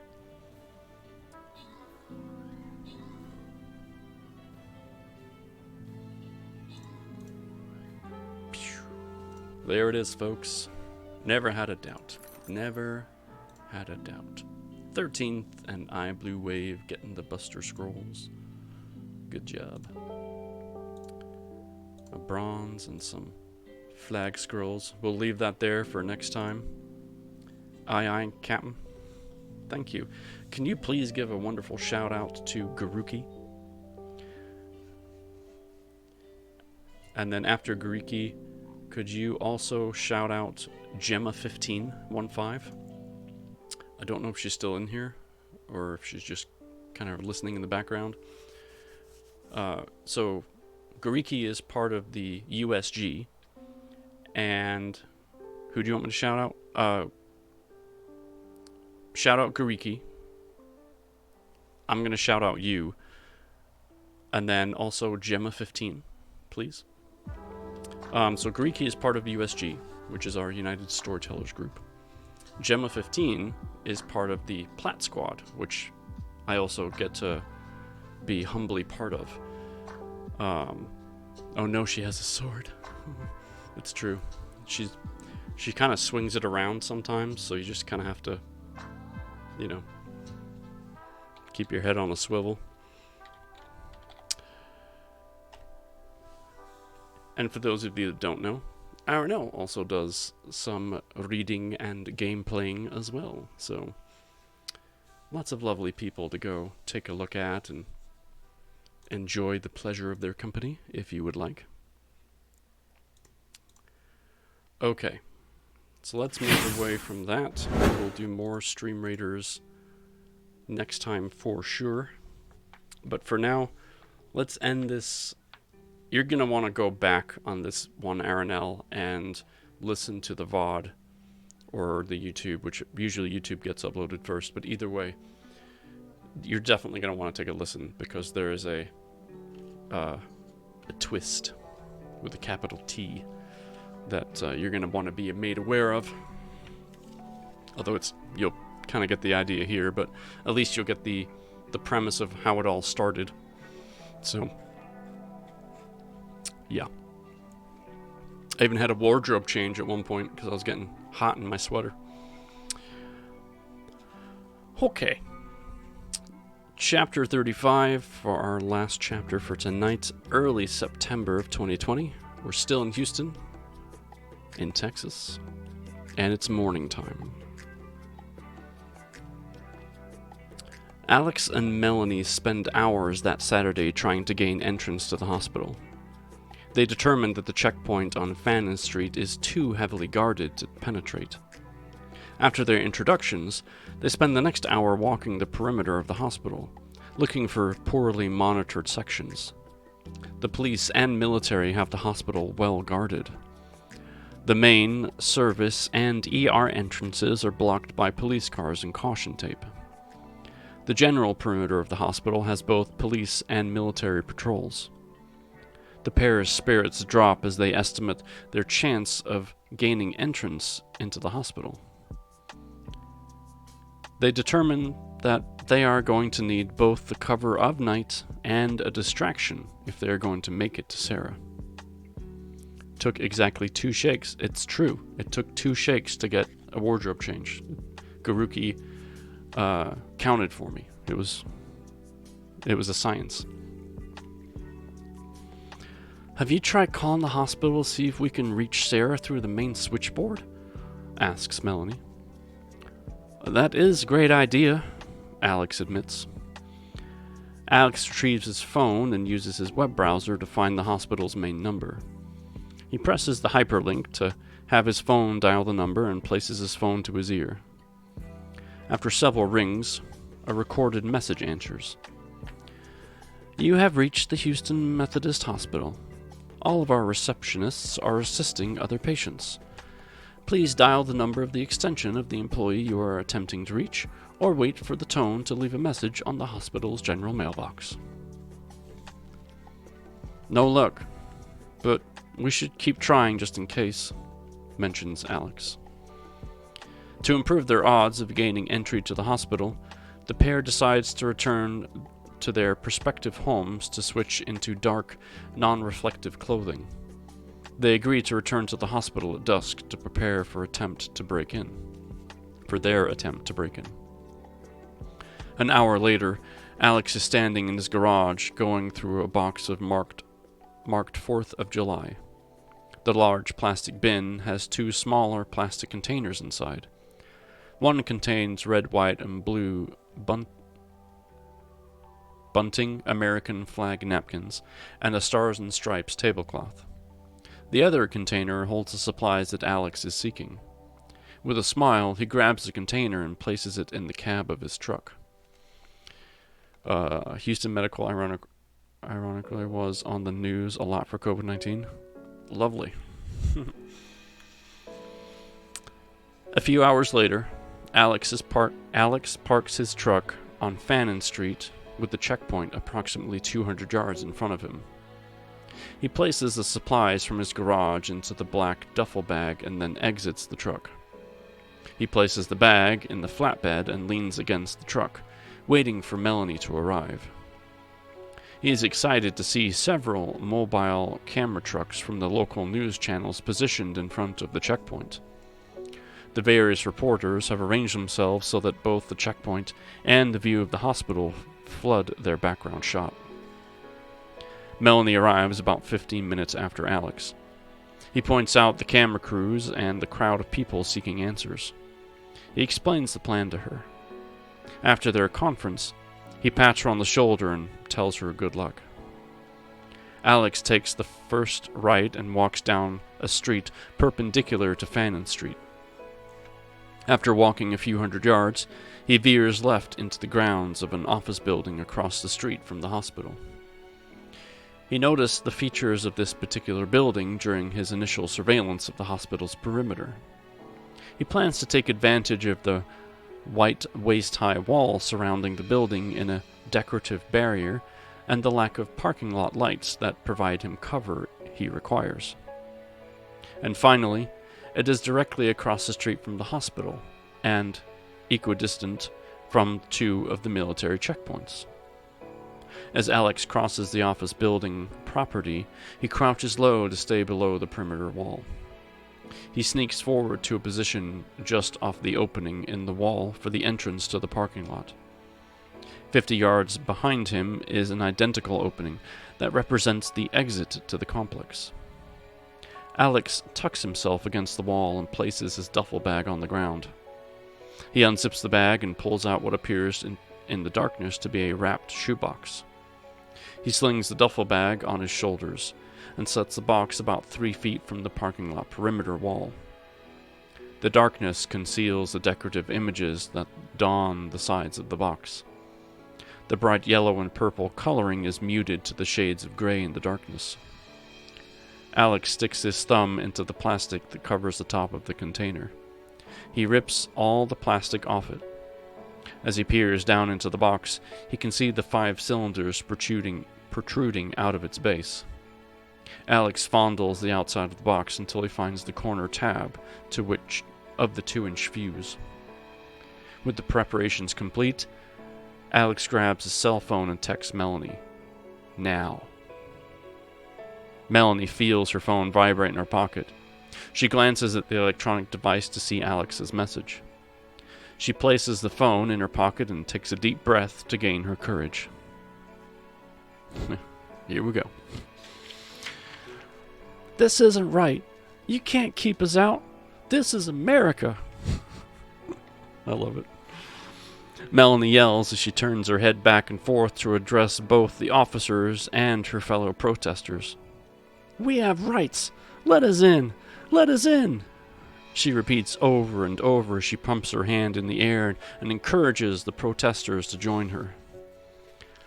Within seconds, the entire crowd is chanting with her. As the crowd surges towards the officers, Melanie takes a step back to blend into the masses. She bends down and grabs a rock from a decorative garden and tosses it at the officers, striking one of them directly in the chest. Seconds later, dozens of rocks rain down on the officers from the angry crowd. The yelling of the horde grows in volume as the officers counter the noise with a bullhorn, instructing the protesters to cease. As Alex peeks around the wall, he whispers his congratulations to Melanie for executing her role perfectly. The officer checkpoint and patrol to his left are currently in full flight toward the increasing violent protest. It is now time for Alex to begin the next stage of the plan. He removes a Zippo lighter from his pocket and ignites the fuse of the fireworks box. As soon as the fuse lights, he sprints at full speeds to the exit opening on the other side of the parking lot. He just manages to drop to his knees at the exit and take one deep breath before the first cylinder erupts in a bright white streak. Wow, I am obviously done reading for the night. Good gravy. Okay. Okay. The first cylinder erupts and a bright white streak shoots 100 feet into the air. At the apex of the flare, the projectile detonates into an expanding circle of white sparkles that illuminate the sky. It's raining rocks, that's right. And now it's raining sparkles. By the time the second firework shoots into the air, Alex can see movement from the officers and soldiers across the street. The security officers to his left, who did not go to the riot, are now crossing the street toward his direction. Alex painfully waits for the officers from the checkpoint to his right to trot past him as they move down the street toward the fireworks. Once that group is safely past him, he darts across the street, staying in the shadows. Staying low, Alex traverses the hospital grounds towards the front entrance.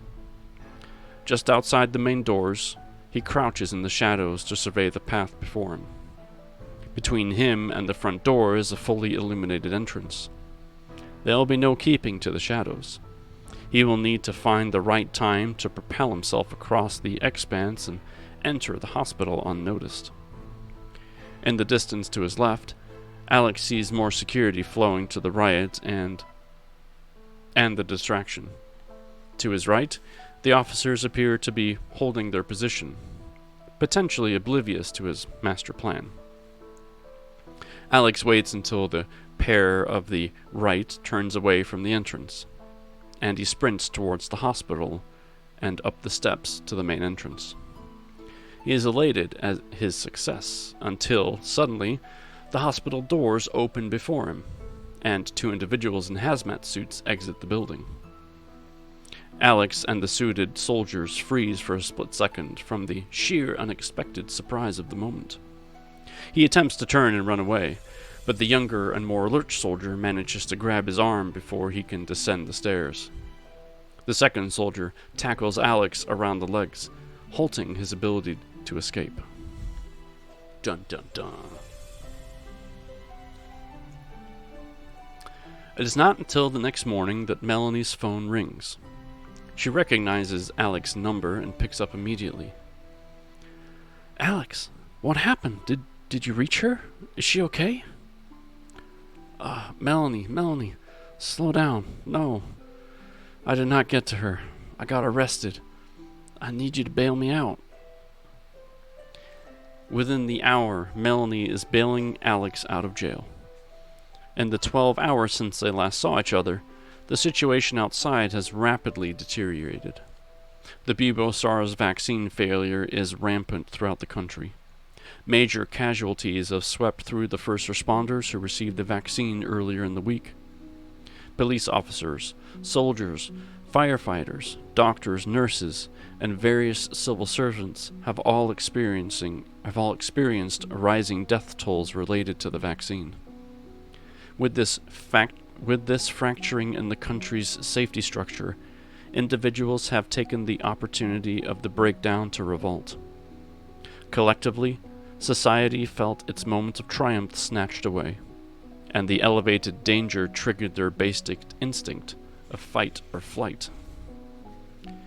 Based on the carnage in the streets that Alex witnessed after Melanie retrieved him from the police station, most people appear to have decided to fight. Fires throughout the city burn out of control. Even in the best of times, there are not enough firefighters to put out all of the conflagrations. Police officers throughout the city are using their resources to secure numerous local hospitals, their absence no longer a deterrent to the rampant potential to loot the city. As Melanie drives Alex home, they pass dozens of storefronts whose windows are shattered and contents ransacked. She drops him at his home. He thanks her and tells her to hunker down at home and stay safe. He tells her if he hears from Sarah, he will call her immediately. Alex enters his home to find the television in the living room on, showing the latest news.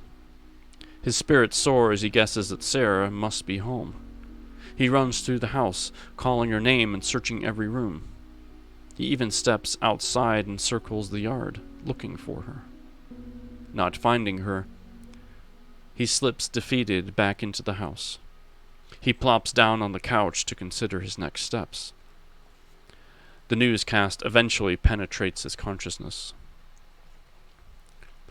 Pandemonium has swept the nation as the Bubo-SARS vaccine takes a deadly turn. Citizens concerned for their safety have looted stores, gathering up food and medical supplies. Last night, a horde of armed citizens stormed Precision Armory on Jackson Street in Houston and took all the guns and ammunition. The Houston police chief has requested that individuals stay calm and remain in their homes until the situation is back under control. The Texas governor is expected to invoke martial law in a matter of hours. This will follow 16 governors who have declared martial law in their respective states. The images on the screen shift from the signs of destruction across the country to a picture of an attractive middle-aged man in a lab coat. Utilizing novel vaccine therapies, Dr. Ethan Strong's team developed the Bubo-SARS vaccine to fight the recent SARS outbreak that swept around the world this summer. The vaccine was supposed to use dormant bubonic plague virus to damage the protein receptor that the SARS virus requires to attack a host. Authorities are now investigating the Phase 3 studies performed by the science community to determine if FDA regulations were circumvented to deliver this vaccine so rapidly. Dr. Ethan Strong developed the vaccine and has spent weeks on a media blitz purporting its efficacy. Efficacy.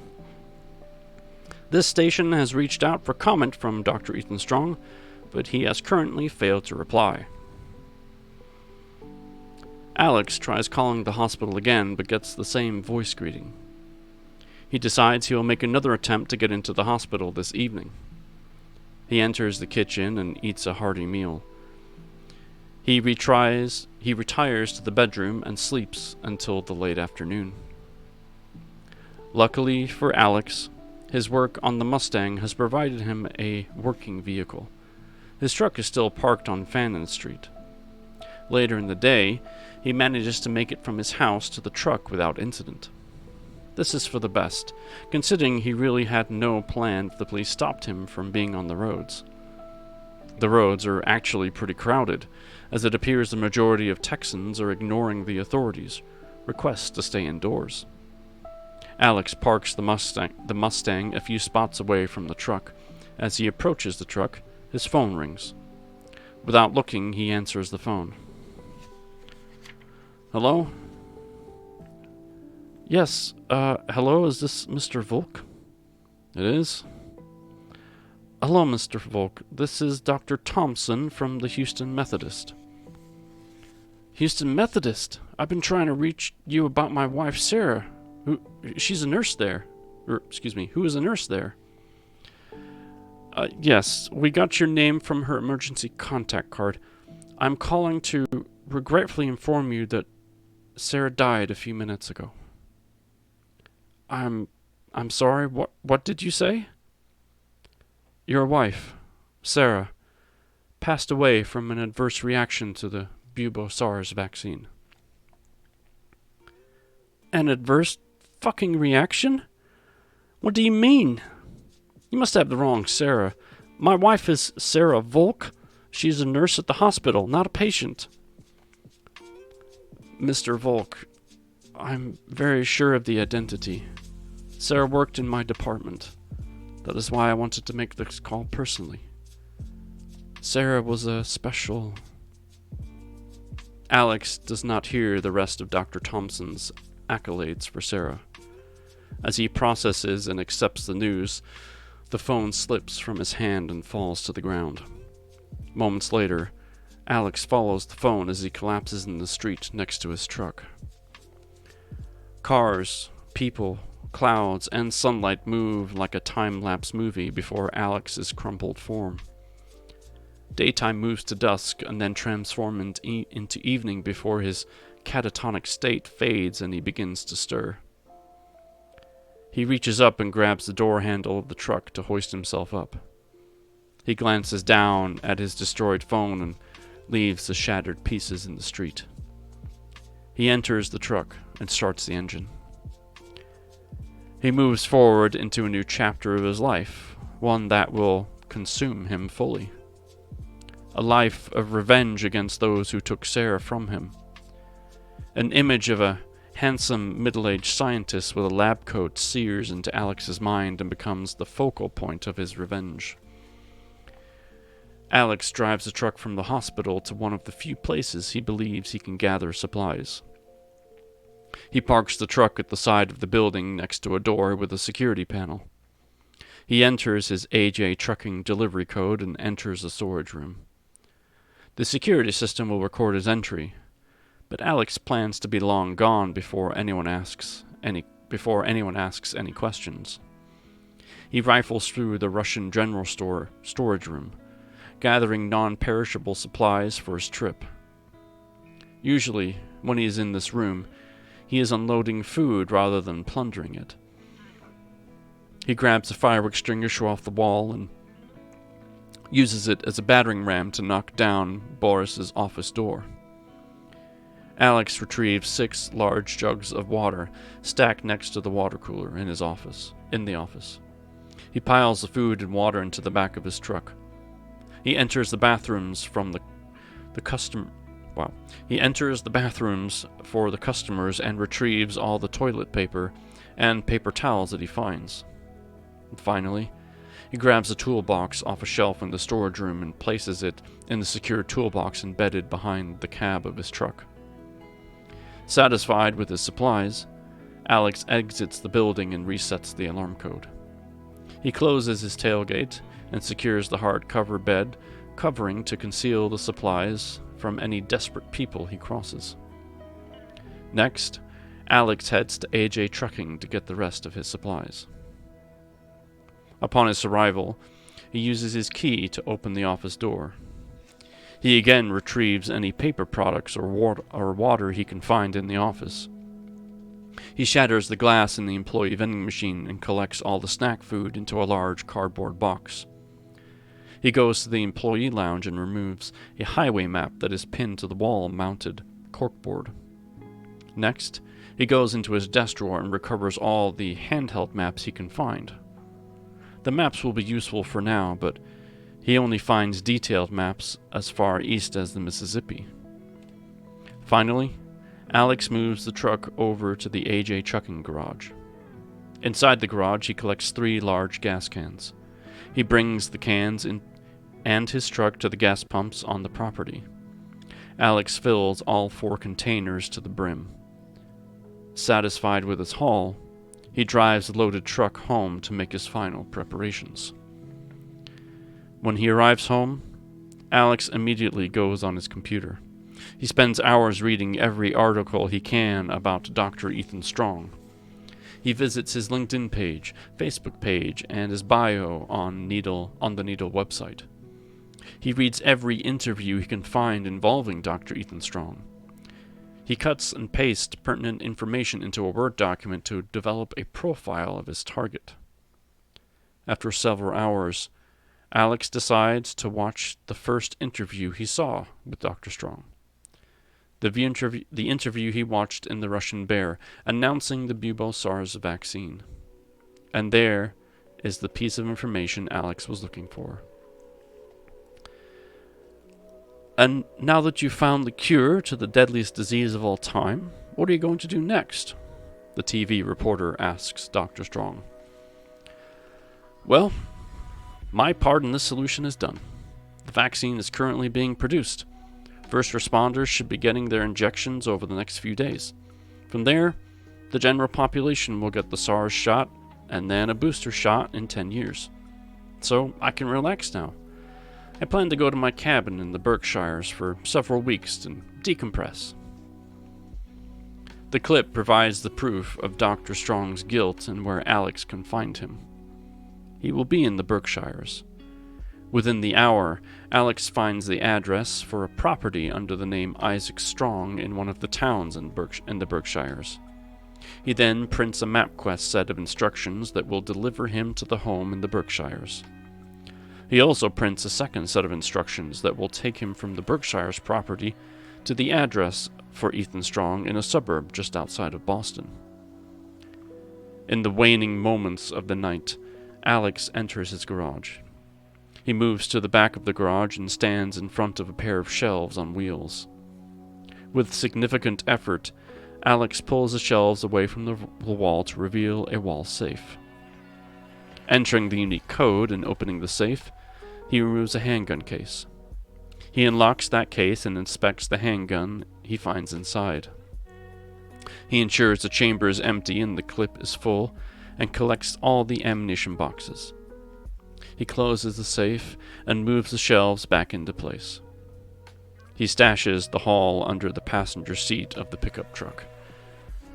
Alex first attempts to sleep in his bed, but the absence of Sarah quickly overwhelms him. He grabs a blanket and settles on the couch. He sets his alarm for 0600 hours. If all goes to plan, Dr. Strong will be dead before the end of the week. And that is where our chapter and reading ends us for tonight. Boy. That's That's going to be brutal. So that leaves us with chapters 36, 7, 8, and 9, and then an epilogue at the very end of that. So we will finish those chapters and the epilogue over the course of Sunday and Thursday, and on Thursday we will also chat with our author live on the air, or stream on the air. Too much time pretending I'm a reporter. Well, folks, I hope you've been enjoying this story. I certainly have. I think it's been fantastic. If you are interested in supporting this author in any way, shape, or form, please start off here with this link providing to the Amazon page. And thank you for being with us tonight and hanging out, no matter when you arrived, even if it's for a moment or for the entire time. I love having you here. I really appreciate it. Goldie says I was excited for tonight because it starts all coming together. Or does it all come undone? That's really the answer, or the question there, isn't it? I guess it depends on your perspective. So, with that said, let's see if I can find someone for us to go say hello to. Because this night wouldn't be done without finding someone to raid. Ooh, we have a few options in mind.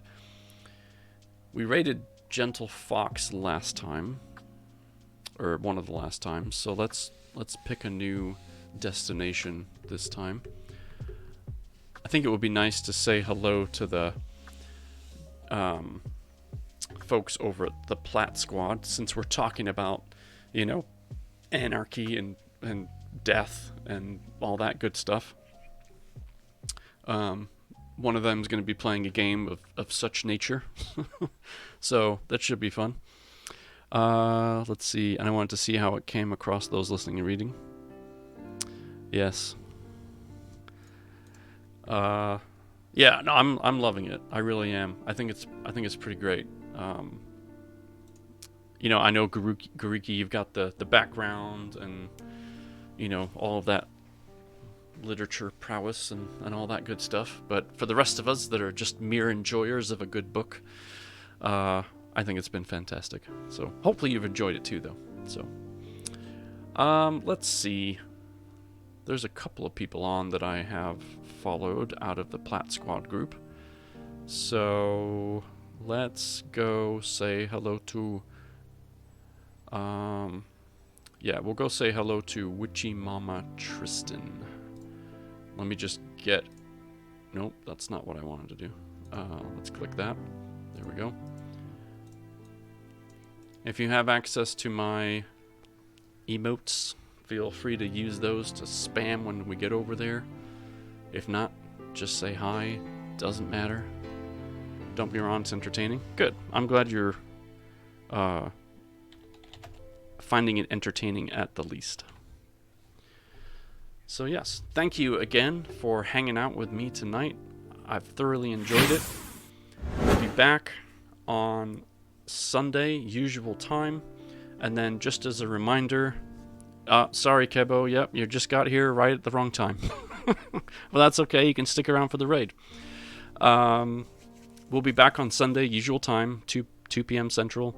And then our subs only read will be Sunday evening at 7 p.m. Central instead of Saturday, because Saturday I will not be here. So, with that in mind, thank you. I appreciate you all. Remember, you can't change the world on your own, but you can change the world for someone.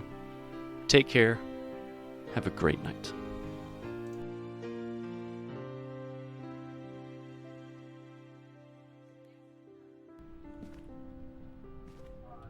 Okay, so far I do not see a cursed item. Copy that. Atkinson! Hello, how are you? Whoa, I hear a guitar. Definitely blue room.